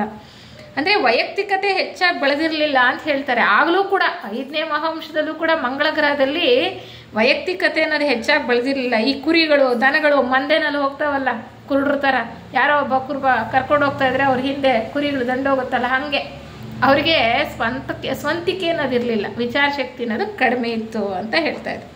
ಕೆಲವು ಕಡೆ ಭಯ ಹುಟ್ಟಿಸ್ತಕ್ಕಂತಹ ಕಾಡು ಮನುಷ್ಯರು ಕೂಡ ಇದ್ರಂತೆ. ಕಾಡು ಮನುಷ್ಯರು ಯಾವಾಗ ಕಾಲದಲ್ಲೂ ಇದ್ರು, ಭಯಂಕರವಾಗಿ ದೊಡ್ಡ ದೊಡ್ಡ ಆಕಾರ ರೂಪಗಳಿದ್ರು, ಕ್ರೂರಿಗಳಾಗಿದ್ರು ಅವರು ಕೂಡ ಕಾಣಿಸ್ತಾ ಇದ್ರು ಮಂಗಳ ಗ್ರಹದಲ್ಲಿ. ಎಲ್ಲಿ? 5ನೇ ಮಹಾಂಶದ ಒಂದು ವೇಳೆಗೆ. ಯಾವ ಸುತ್ತಲ್ಲಿ? 3ನೇ ಪ್ರದಕ್ಷಿಣೆಯಲ್ಲಿ. ನಾವೀಗೆಲ್ಲ ವಿಚಾರ ಮಾಡ್ತಾ ಇರ್ತಕ್ಕಂಥದ್ದು 3ನೇ ಪ್ರದಕ್ಷಿಣೆಯ ವಿದ್ಯಮಾನಗಳನ್ನು ನಾವು ವಿಚಾರ ಮಾಡ್ತಾ ಇದ್ದೇವೆ. ಮೊದಲು ಮಂಗಳ ಗ್ರಹದ್ದು ಅವರು ಹೇಳ್ತಾ ಹೋಗ್ತಾರೆ. ಇವ್ರಿಗೆ ಈ ಮನುಷ್ಯರು, ಕಾಡು ಮನುಷ್ಯರು ಭಯ ಹುಟ್ಟಿಸೋ ಥರ ಇದ್ರಂತೆ. ಅವರಿಗೆ ಹಿಂದ್ಗಡೆ ಈ ಗಲ್ಲದ ನೇರಕ್ಕೆ ಹಿಂದೆ ತಲೆಯಲ್ಲಿ ಹಿಂಭಾಗದಲ್ಲಿ ಒಂದು ಚೂಪಾಗಿರ್ತಕ್ಕಂಥ ಒಂದು ಅಂಗ ಇತ್ತಂತೆ. ಅದರ ಜೊತೆ ಅವ್ರು ಗುದ್ದಾಡ್ತಿದ್ರಂತೆ, ಇನ್ನೊಬ್ಬರ ಜೊತೆ ಹೊಡೆದಾಡೋದು ಗುದ್ದಾಡೋದು ಎಲ್ಲ ಕತ್ತಿಗಿತ್ತಿ ಅವಾಗೆಲ್ಲ ಏನು ಇರಲಿಲ್ಲ. ದೇಹದಲ್ಲೇ ಒಂದು ಚೂಪಾಗಿ ಬೆಳೆದಿದ್ದಂತಹ ಒಂದು ಅಂಗ ಇತ್ತಲ್ಲ, ಅದನ್ನು ಉಪಯೋಗಿಸ್ಕೊಂಡು ಹೊಡೆದಾಡ್ತಾ ಇದ್ರು, ಜಗಳ ಮಾಡ್ತಾ ಇದ್ರು ಅಂತ ಹೇಳ್ತಾರೆ. ಅಂದರೆ ನೋಡಿ, ಅವರು ಯೋಗ ದೃಷ್ಟಿಲಿ ಏನೇನು ನೋಡಿದ್ರೋ ಅದೆಲ್ಲವನ್ನು ನಮಗೆ ಹೇಳ್ತಾ ಹೋಗಿದ್ದಾರೆ ಅಷ್ಟೇ. ಅವರು ಭಾಳ ಕುರೂಪಿಗಳ ಹಾಗೆ ಕಾಣಿಸ್ತಾ ಇದ್ರು. ಇನ್ನೂ ಕೆಳಮಟ್ಟದ ಮಾನವರು ಇದ್ರು, ಹೇಳಿದ್ರಲ್ಲ ಆಗ್ಲೇನೆ. ಅವ್ರು ಹೆಂಗಿದ್ರಪ್ಪ ಅಂದರೆ, ಒಬ್ಬರನ್ನ ಹೇಳಿದ್ರು ಹೈಡ್ರಾಗಳ ಥರ ಇದ್ರು ಅಂತ, ಭಾಳ ಕೆಳಗಡೆ. ಇನ್ನೊಂದು ಸ್ವಲ್ಪ ಮುಂದುವರೆದಿರೋರು ಸರೀಸೃಪಗಳ ಥರ ಇದ್ರಂತೆ. ಸರೀಸೃಪಗಳು ಅಂದರೆ ಏನು ಹೇಳ್ತೀವಿ ನಾವು? ಈ ಲಿಸರ್ಡ್, ಆ ಜಾತಿಗೆ ಸೇರಿದ ಹಾವುಗಳು, ಈ ಹಲ್ಲಿಗಳ ಜಾತಿಗೆ ಸೇರಿರ್ತಕ್ಕಂಥ ಅವ್ರು ಎಲ್ಲಿದ್ರಂತೆ ಗೊತ್ತಾ? ಆ ರೀತಿ ಇದ್ದಂಥ ಮಾನವ ಜೀವಿಗಳು ಮರದ ಮೇಲೆ ವಾಸ ಮಾಡ್ತಾ ಇದ್ರು. ಅಂದರೆ ಅವರೂ ಇದ್ರು, ಇವರೂ ಇದ್ರು ಒಂದೇ ಕಾಲದಲ್ಲಿ. ಒಂದು 3ನೇ ಪ್ರದಕ್ಷಿಣೆಯಲ್ಲಿ. ಇದಿಷ್ಟು ಮಂಗಳ ಗ್ರಹದಲ್ಲಿ ಹೇಳ್ತಾ, ಭೂಗ್ರಹದಲ್ಲಿ ಏನಿತ್ತು 3ನೇ ಪ್ರದಕ್ಷಿಣೆಯಲ್ಲಿ ಅಂತ ಹೇಳ್ತಾ ಹೋಗ್ತಾರೆ. ಈ 3ನೇ ಪ್ರದಕ್ಷಿಣೆಯಲ್ಲಿ ಭೂಗ್ರಹದಲ್ಲಿ ವಿದ್ಯಮಾನಗಳು ಸುಮಾರು ಹೆಚ್ಚಾದ ಮಟ್ಟಿಗೆ ಮಂಗಳ ಗ್ರಹದಲ್ಲಿದ್ದ ಹಾಗೆ ಇತ್ತು ಅಂತ ಹೇಳ್ತಾ ಹೋಗ್ತಾರೆ. ಇಲ್ಲೂ ಕೂಡ ಮನುಷ್ಯರ ಆಕಾರ, ಆದರೆ ಮನುಷ್ಯರ ಆಕಾರ ಸ್ವಲ್ಪ ಚಿಕ್ಕದಾಗಿತ್ತು, ಚಿಕ್ಕ ಗೊರಿಲ್ಲಾಗಳ ಥರ ಕಾಣ್ತಾ ಇದ್ರು. ಮಂಗಳ ಗ್ರಹದಲ್ಲಿ ಆಕಾರ ದೊಡ್ಡ ಗೊರಿಲ್ಲಾಗಳ ಥರ ಕಾಣ್ತಾ ಇದ್ರು, ಇಲ್ಲಿ ಸ್ವಲ್ಪ ಚಿಕ್ಕದಾಗಿತ್ತು ಅಂತ ಹೇಳ್ತಾ ಇದ್ದಾರೆ. ಇಲ್ಲಿಗೆ ಈ ಭೂಗ್ರಹಕ್ಕೆ ಹೆಚ್ಚಾಗಿ ಬಂದವರು ಎಲ್ಲಿಂದ ಬಂದಿದ್ರು? ಈ ಹಿಂದಿನ ಮಾಲೆ ಇದೆಯಲ್ಲ, ಅಲ್ಲಿ ಚಂದ್ರಗ್ರಹ ಇದೆಯಲ್ಲ, ಅಲ್ಲಿಂದ ಬಂದಿದ್ರು ಅಂತ ಹೇಳ್ತಾರೆ. ಚಂದ್ರಗ್ರಹದಿಂದ ಬಂದವರು ಭೂಮಿಗೆ ಅಲ್ವಾ? ಮತ್ತೆ ಮಂಗಳ ಗ್ರಹ, ಈ ಸಿ ಗ್ರಹ, ಅಲ್ಲಿ 3 ಪ್ರದಕ್ಷಿಣೆಯಲ್ಲಿ 3ನೇ ಪ್ರದಕ್ಷಿಣೆಯಲ್ಲಿ 7 ಮಹಾವಂಶಗಳಲ್ಲಿ ಬೆಳೆದು ಇನ್ನೂ ವಿಕಾಸ ಆಗಬೇಕಾಗಿದೆ. ಅವರು ಮುಂದಿನ ಗ್ರಹಕ್ಕೆ ಬಂದು ಅವ್ರ ವಿಕಾಸವನ್ನು ಮುಂದುವರಿಸ್ಕೊಂಡು ಹೋಗ್ಬೋದು ಅಂತವರು ಕೂಡ ಮಂಗಳ ಗ್ರಹದಿಂದಲೂ ಭೂಮಿಗೆ ಬಂದರು. ಜೀವಿಗಳು ಮುಖ್ಯವಾಗಿ ಚಂದ್ರಗ್ರಹದಿಂದ ಬಂದರು, ಜೊತೆಗೆ ಮಂಗಳ ಗ್ರಹದಿಂದಲೂ ಕೂಡ ಸಾಕಷ್ಟು ಜೀವಿಗಳು ಬಂದರು ಅಂತ ಹೇಳ್ತಾರೆ. ಇವರೆಲ್ಲ ಒಳ್ಳೆ ಜಾಣ ಗೊರಿಲ್ಲಾಗಳ ಥರ ಇದ್ರು ಅಂತ ಹೇಳ್ತಾರೆ ಅವರು. ಈ ಪ್ರಾಣಿಗಳಿಗೆ ಹೇಗಿದ್ವಪ್ಪ ಅಂದರೆ, ಈ ಗರಿಗಳು ಬದಲಾಗಿ ಚರ್ಮದ ಹೊದಿಕೆ ಇತ್ತಂತೆ ಅವಕ್ಕೆ, ಪ್ರಾಣಿಗಳಿಗೆ. ಅವು ನೋಡೋದಕ್ಕೆ ಅರ್ಧ ಪಕ್ಷಿ ಅರ್ಧ ಸರೀಸೃಪದ ಹಾಗೆ ಕಾಣಿಸ್ತಾ ಇದ್ವು, ವಿಚಿತ್ರವಾಗಿದ್ವು ಅಂತ ಹೇಳ್ತಾರೆ. ಆದರೂ ಕೂಡ ಈ ಒಂದು ಮಾಲೆಯಲ್ಲಿ ನಾವು ಗಣನೆಗೆ ತಗೊಂಡ್ರೆ ಭೂಮಿನೇ ಹೆಚ್ಚು ಸೂಕ್ತವಾಗಿ ಚೆನ್ನಾಗಿರ್ತಕ್ಕಂಥ ಪ್ರದೇಶ ಜೀವರುಗಳ ವಿಕಾಸಕ್ಕೆ, ವಾಸಕ್ಕೆ ಅಂತ ಹೇಳುವಂಥದ್ದು. ಅಂದರೆ ನಾವೇ ಪುಣ್ಯವಂತರು, ನಾವು ಈ ಭೂಮಿ ಮೇಲೆ ಬಂದ್ಬಿಟ್ಟಿದ್ದೀವಿ ಈಗ ಚಂದ್ರಗ್ರಹದಿಂದ. ಸಾಕಷ್ಟು ಅಂದರೆ ನಮ್ಗೆ ಒಂದು ಕ್ಲೂ ನಮಗೆ ಸಿಗೋದು ಅಲ್ವಾ, ನಾವು ಸಾಕಷ್ಟು ಹಿಂದಿನ ಮಾಲೆಯಲ್ಲಿ ಬೆಳೆದಿದ್ವಿ. ಅಂದರೆ ನಾವಿದ್ದಿದ್ದು ಚಂದ್ರಗ್ರಹದಿಂದ ನೋಡಿ, ನಾವು ಮೊದಲ ಸುತ್ತುಗಳಲ್ಲಿ ಬರಲಿಲ್ಲ, ಆಮೇಲೆ ಬಂದದ್ದು. ನಾವು ಇನ್ನೂ ಲೇಟಾಗಿ ಬಂದಿರ್ಬೋದು, ಯಾಕೆಂದರೆ ನಾವೀಗ 5ನೇ ಮಹಾವಂಶದಲ್ಲಿದ್ದೇವಲ್ವಾ, 4ನೇ ಸುತ್ತಲ್ಲಿದ್ದೀವಿ. 3ನೇ ಸುತ್ತಲ್ಲಿ ನಾವು ಬಂದಿರಲಿಕ್ಕಿಲ್ಲ. 1, 2, 3ನೇ ಸುತ್ತಲ್ಲಿ ಭಾಳ ಹಿಂದುಳಿದಿದ್ದಂಥವ್ರು ಬಂದಿದ್ದು. ಅದಾದ ನಂತರ ಸ್ವಲ್ಪ ಮುಂದುವರೆದಂತಹ ಜೀವಿಗಳು ಬರ್ತಾ ಹೋದರು ಅಂತ ಅವರು ಹೇಳ್ತಕ್ಕಂಥದ್ದು ಅಲ್ವಾ. ಹೀಗೆ ಈ ಚಂದ್ರಗೋಳ ಮಾಲೆಯಿಂದ ಬಂದಿರತಕ್ಕಂತಹ ಪ್ರಭುಗಳಿದ್ರಲ್ಲ, ಅವರು ಈ ಗ್ರಹಮಾಲೆಯ ಒಂದು ಮೇಲ್ವಿಚಾರಣೆಯನ್ನು ವಹಿಸ್ಕೊಳ್ತಾರೆ ಅಂತ ಹೇಳ್ತಾರೆ. ಇದಾದ ನಂತರ ಈ ಏನಾಯ್ತಪ್ಪ ಅಂದರೆ, ಮೊದಲು ಹೀಗಿದ್ರಲ್ಲ ಪ್ರಾಣಿಗಳು ಗೊರಿಲ್ಲಾಗಳ ಥರ, ನಂತರ ಅವರು ಮನುಷ್ಯರ ಆಕಾರದಲ್ಲಿ ಕಾಣಿಸ್ಕೊಳ್ಳೋಕೆ ಶುರುವಾದರು. ಆಮೇಲೆ ಇಲ್ಲೂ ಕೂಡ ಒಂದು ಸಾಮಾಜಿಕ ವ್ಯವಸ್ಥೆ ಅನ್ನೋದು ಬಂತು. ಇಲ್ಲೂ ಕೂಡ ನಗರಗಳನ್ನು ಕಟ್ಟಿದ್ರು, ಒಂದು ಸಂಘಗಳ ಒಂದು ಗುಂಪಲ್ಲಿ ವಾಸ ಮಾಡೋದಕ್ಕೆ ಪ್ರಾರಂಭ. ಮಂಗಳ ಗ್ರಹದಲ್ಲಿ ಹೇಗಾಯಿತೋ ಅದೇ ರೀತಿ ಇಲ್ಲೂ ಕೂಡ ಭೂಮಿಯ ಮೇಲೆ ಆಯಿತು ಅಂತ ಅವರು ಹೇಳ್ತಾ ಬರ್ತಾರೆ. ಅವರು ಇಲ್ಲಿ ಕೂಡ ಸಂತಾನೋತ್ಪತ್ತಿ ಕಾರ್ಯ ಹೇಗೆ ಮಂಗಳ ಗ್ರಹದಲ್ಲಿ ನಡೀತಾ ಇತ್ತೋ, ಅಂದರೆ ಡಿವಿಷನ್ನು, ಬಡ್ಡಿಂಗು ಮತ್ತು ಎಗ್ ಲೇಯಿಂಗ್ ಅಂತೇನು ಹೇಳ್ತೀವಿ, ಅದೇ ರೀತಿ ಇಲ್ಲೂ ಕೂಡ ನಡೀತಾ ಬಂತು ಅಂತ ಅವರು ಹೇಳ್ತಾರೆ. ಇಲ್ಲೂ ಕೂಡ ಜನ ಪ್ರಾರಂಭದಲ್ಲಿ ದ್ವಿಲಿಂಗಿಗಳಾಗಿದ್ರು, ಆಮೇಲೆ ಏಕಲಿಂಗಿಗಳಾದರು ಅಂತ ಹೇಳ್ತಾರೆ. ತುಂಬ ವಿಚಾರಗಳು ಅವರು ಹೇಳ್ತಾ ಹೋಗ್ತಾರೆ. ಯಾಕೆಂದರೆ ತುಂಬ ವಿಚಾರಗಳು ಹೇಳಿದ್ರೆ ನಮಗೆ ಕನ್ಫ್ಯೂಸ್ ಆಗೋದು ಸಹಜ. ಆ ಪುಸ್ತಕ ಓದ್ಬೇಕು ನೀವು, ನೋಡಿ ಇಷ್ಟು ದಪ್ಪ ಪುಸ್ತಕ, ಅದು ಇಷ್ಟು ದಪ್ಪ ಪುಸ್ತಕ ಎಷ್ಟು ಚೆನ್ನಾಗಿ ಬರೆದಿದ್ದಾರೆ ಅಂದರೆ ಓದ್ತಾ ಅದರಲ್ಲಿ ಇನ್ವಾಲ್ವ್ ಆಗಬೇಕು. ಒಂಚೂರು ಗಮನ ಆ ಕಡೆ ಈ ಕಡೆ ಹೋಯ್ತು ಅಂದರೆ ಹಿಂದೆ ಎಳೆ ಸಿಕ್ಕಲ್ಲ, ಮುಂದಿನ ನಮ್ಗೆ ಅರ್ಥ ಆಗಲ್ಲ, ಹಂಗಾಗ್ಬಿಡುತ್ತೆ. ಆ ಥರ ನಾವು ಓದ್ತಾ ಹೋದರೆ ನಮಗೆ ಕತೆ ಒಂದು ಕಾದಂಬರಿ ಓದಂಗೆ ಭಾಸ ಆಗುತ್ತೆ. ಸೊ ಓದಬೇಕು, ಯಾರ್ಯಾರ ಹತ್ರ ಪುಸ್ತಕ ಇದೆಯೋ ಇಲ್ಲ ಅಂದರೆ ಕೊಂಡ್ಕೊಂಡು ಓದಿ, ಭಾಳ ಚೆನ್ನಾಗಿದೆ. ಯಾಕೆಂದರೆ ಮನುಷ್ಯನ ಇತಿಹಾಸ ಏನು ಅಂತ ನಾವು ತಿಳ್ಕೊಳ್ಬೇಕಲ್ವ. ಹಾಗೆ ಈಗ ಈಶ್ವರ ಚೈತನ್ಯ ಯಾವ ಗೋಳದಲ್ಲಿ ಇರುತ್ತೋ ಅಲ್ಲಿ ಕಾರ್ಯಚಟುವಟಿಕೆ ತುಂಬ ಹೆಚ್ಚಾಗಿರುತ್ತೆ. ಅಂದರೆ ಈ ಜೀವ ಚೈತನ್ಯ ಪ್ರವಾಹ ಅನ್ನೋದು ಒಂದು ಗೋಳದಿಂದ ಇನ್ನೊಂದು ಗೋಳಕ್ಕೆ ಬರುತ್ತೆ ಅಂತ ನಾವು ತಿಳ್ಕೊಂಡ್ವಿ. ಪ್ರದಕ್ಷಿಣೆ ಅಂದರೆ ಅಪ್ರದಕ್ಷಿಣೆ, ಎ ಇಂದ ಜೀವರಿಗೆ ಒಂದು ಸಾರಿ ಬರುತ್ತೆ. ಒಂದು ಗ್ರಹ ಆದಮೇಲೆ ಇನ್ನೊಂದು ಗ್ರಹಕ್ಕೆ ಬರುತ್ತೆ, ಇನ್ನೊಂದು ಗ್ರಹ ಆದಮೇಲೆ ಇನ್ನೊಂದು ಗ್ರಹ. ಒಂದು ಗ್ರಹ ಬಿಟ್ಟು ಇನ್ನೊಂದು ಗ್ರಹಕ್ಕೆ ಬಂದಾಗ ಯಾವ ಗ್ರಹದಲ್ಲಿ ಜೀವ ಚೈತನ್ಯ ಇರುತ್ತೋ ಅಲ್ಲಿ ಚಟುವಟಿಕೆ ಚುರುಕಾಗಿರುತ್ತೆ. ಹಿಂದಿನ ಗ್ರಹದಲ್ಲಿ ಚಟುವಟಿಕೆ ಏನಾಗುತ್ತೆ, ಸ್ಥಗಿತ ಆಗ್ತಾ ಹೋಗುತ್ತೆ, ಕಡಿಮೆ ಆಗ್ತಾ ಹೋಗುತ್ತೆ. ಅಂದರೆ ಅಲ್ಲಿ ಪೂರ್ತಿ 7 ಮಹಾವಂಶಗಳು ಮುಗಿಯೋ ತನಕ ಜೀವ ಚೈತನ್ಯ ಶಕ್ತಿ ಅಲ್ಲೇ ಇರಬೇಕು ಅಂತ ಇಲ್ಲ. ಮುಂಚೆನೇ ಇನ್ನೊಂದು ಗ್ರಹಕ್ಕೆ ಟ್ರಾನ್ಸ್ಫರ್ ಆಗಿರ್ಬೋದು. ಆ ಹಿಂದೆ ಇರ್ತಕ್ಕಂಥ ಗ್ರಹದಲ್ಲಿ ಉಳಿದಿರ್ತಕ್ಕಂತಹ ಮಹಾವಂಶಗಳಲ್ಲಿ ಹೆಚ್ಚು ಬದಲಾವಣೆ ಕಾಣೋದಿಲ್ಲ ಅಂತ ಹೇಳ್ತಾರೆ. ಅಂದರೆ ಅಲ್ಲಿ ಮುಂದಿನ ಮಹಾವಂಶಗಳು ಕ್ರಮೇಣ ಏನಾಗುತ್ತೆ, ಕ್ಷೀಣಿಸ್ತಾ ಹೋಗುತ್ತೆ. ವಂಶಾಭಿವೃದ್ಧಿನೂ ಕಡಿಮೆ ಆಗುತ್ತೆ, ಕಾರ್ಯಚಟುವಟಿಕೆ ಕಡಿಮೆ ಆಗುತ್ತೆ, ಎಲ್ಲ ಕಡಿಮೆ ಆಗ್ತಾ ಹೋಗುತ್ತೆ. ಒಂದು ಗೋಳದ ಎಲ್ಲ ಮಹಾವಂಶಗಳು ಮುಗಿದೋಗ್ಬಿಟ್ರೆ, 7 ಮಹಾವಂಶಗಳು ಒಂದು ಗೋಳದಲ್ಲಿ ಮುಗಿದೋಗಿದೆ, ಜೀವ ಚೈತನ್ಯ ಶಕ್ತಿ ಮುಂದಕ್ಕೆ ಹೋಗಿದೆ, ಯಾವ ಗ್ರಹದಲ್ಲಿದೆಯೋ ಅಲ್ಲಿ ಚಟುವಟಿಕೆ ಜೋರಾಗಿದೆ. ಇಲ್ಲಿ 7 ಮಹಾವಂಶಗಳು ಮುಗಿದೋದ್ಮೇಲೆ ಏನಾಗುತ್ತೆ ಅಂದರೆ ಅವ್ರು ಹೇಳ್ತಾರೆ, ಆ ಗೋಳ ಆಂತರಿಕ ಪ್ರದಕ್ಷಿಣೆಗೆ ಕ್ಷೇತ್ರವಾಗುತ್ತೆ. ಅಂದರೆ ಅಲ್ಲೇ ಚೈತನ್ಯ ಶಕ್ತಿ ಸುತ್ತುತ್ತಾ ಇರ್ತಕ್ಕಂಥದ್ದು. ಚೈತನ್ಯ ಶಕ್ತಿ ಇರುತ್ತೆ, ಹೆಚ್ಚಾಗಿ ಈಶ್ವರನ ಚೈತನ್ಯ ಶಕ್ತಿ ಮುಂದಕ್ಕೆ ಹೋಗಿರುತ್ತೆ. ಅಲ್ಲಿ ಏನು ಬಿಟ್ಟು ಹೋಗಿರುತ್ತೋ ಹೋಗುವಾಗ ಅದು ಏನು ಶಕ್ತಿ ಇರುತ್ತೋ ಅದು ಇಂಟರ್ನಲ್ ಸರ್ಕ್ಯುಲೇಷನ್ ಅನ್ನೋ ಥರ.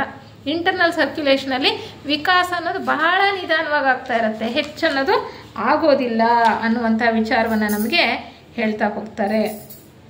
ಮತ್ತು ಈ ಸಂಸರಣೆ ಅಂತಕ್ಕಂಥದ್ದು ಒಂದು ಮಟ್ಟದಿಂದ ಇನ್ನೊಂದು ಮಟ್ಟಕ್ಕೆ ಹೋಗುತ್ತಲ್ಲ. ಈಗ ನಾವು ನೋಡಿದ್ವಿ ಎಷ್ಟೋ ರೀತಿಯ ಪ್ರಾಣಿಗಳಿವೆ, ಸಸ್ತನಿಗಳಿವೆ, ಎಲ್ಲ ಒಂದು ಮಟ್ಟದಿಂದ ಇನ್ನೊಂದು ಮಟ್ಟಕ್ಕೆ ಹೋದಾಗ ಅಲ್ಲಿ ಇನ್ನೂ ಸ್ವಲ್ಪ ಏನು ಉತ್ತಮವಾಗಿರ್ತಕ್ಕಂತಹ ಆಕಾರಗಳನ್ನು, ರೂಪಗಳನ್ನು, ಒಂದು ಹಂತವನ್ನು ನಾವು ಗುರುತಿಸ್ಬೋದಾಗಿದೆ. ಆದರೆ ಹಿಂದೆ ಆಗೋಗಿದ್ದಂತಹವು ಪಳೆಯುಳಿಕೆಗಳ ಹಾಗೆ, ಅಂದರೆ ಅವು ಕೂಡ ಇನ್ನೂ ಕಾಣಿಸ್ತವೆ ಅನ್ನೋವಂಥ ವಿಚಾರವನ್ನು ಅವ್ರು ಹೇಳ್ತಾ ಬರ್ತಾರೆ. ಹೇಗೆ ಅಂದರೆ ಈಗ ನೋಡಿ, ನಾವು 4ನೇ ಪ್ರದಕ್ಷಿಣೆಯಲ್ಲಿದ್ದೇವೆ ಅಲ್ವಾ, ಮನುಷ್ಯ ವರ್ಗದಲ್ಲಿದ್ದೇವೆ, ಸಸ್ತನಿಗಳು. ನಾವು ನಮ್ಮಂತಹ ಜೀವಿಗಳಿಗೆ ಏನು ಒಂದು ಹುಟ್ಟನ್ನು ಕೊಡ್ತಕ್ಕಂಥದ್ದು ಅಲ್ವಾ. ಅವುಗಳ ಬೆಳವಣಿಗೆ ಹೇಗಾಗುತ್ತೆ ಗರ್ಭದಲ್ಲಿ ಗಮನಿಸಿದ್ದೆ ಆದರೆ ಈ ಫೀಟಸ್ ಅಂತ ಏನು ಹೇಳ್ತೀವಿ ಅದು ನೋಡೋಕ್ಕೆ ಮೊದಲು ಮೀನಿನ ಆಕಾರದಲ್ಲಿದೆ. ನಾವು ಗಮನಿಸಿದ್ರೆ ಇನ್ನೂ ಅದು ಆಕಾರ ಬಂದಿರಲ್ಲ, ಪ್ರಾರಂಭದಲ್ಲಿ ಕೆಲವು ವಾರಗಳ ತನಕ, ಕೆಲವು ತಿಂಗಳ ತನಕ ಬಂದಿರಲ್ಲ, ಮೀನಿನ ಆಕಾರದಲ್ಲಿರುತ್ತೆ. ನಂತರ ಈ ಹಾವಿನ ಥರ ಕಾಣಿಸ್ತಾ ಇರುತ್ತೆ, ರೂಪ ಹಾಗೆ ಕಾಣಿಸ್ತಕ್ಕಂಥದ್ದು. ನಂತರ ಒಂದು ಕೆಳಮಟ್ಟದ ಸಸ್ತನಿ ಪ್ರಾಣಿಯ ಹಾಗೆ ಕಾಣಿಸುತ್ತೆ.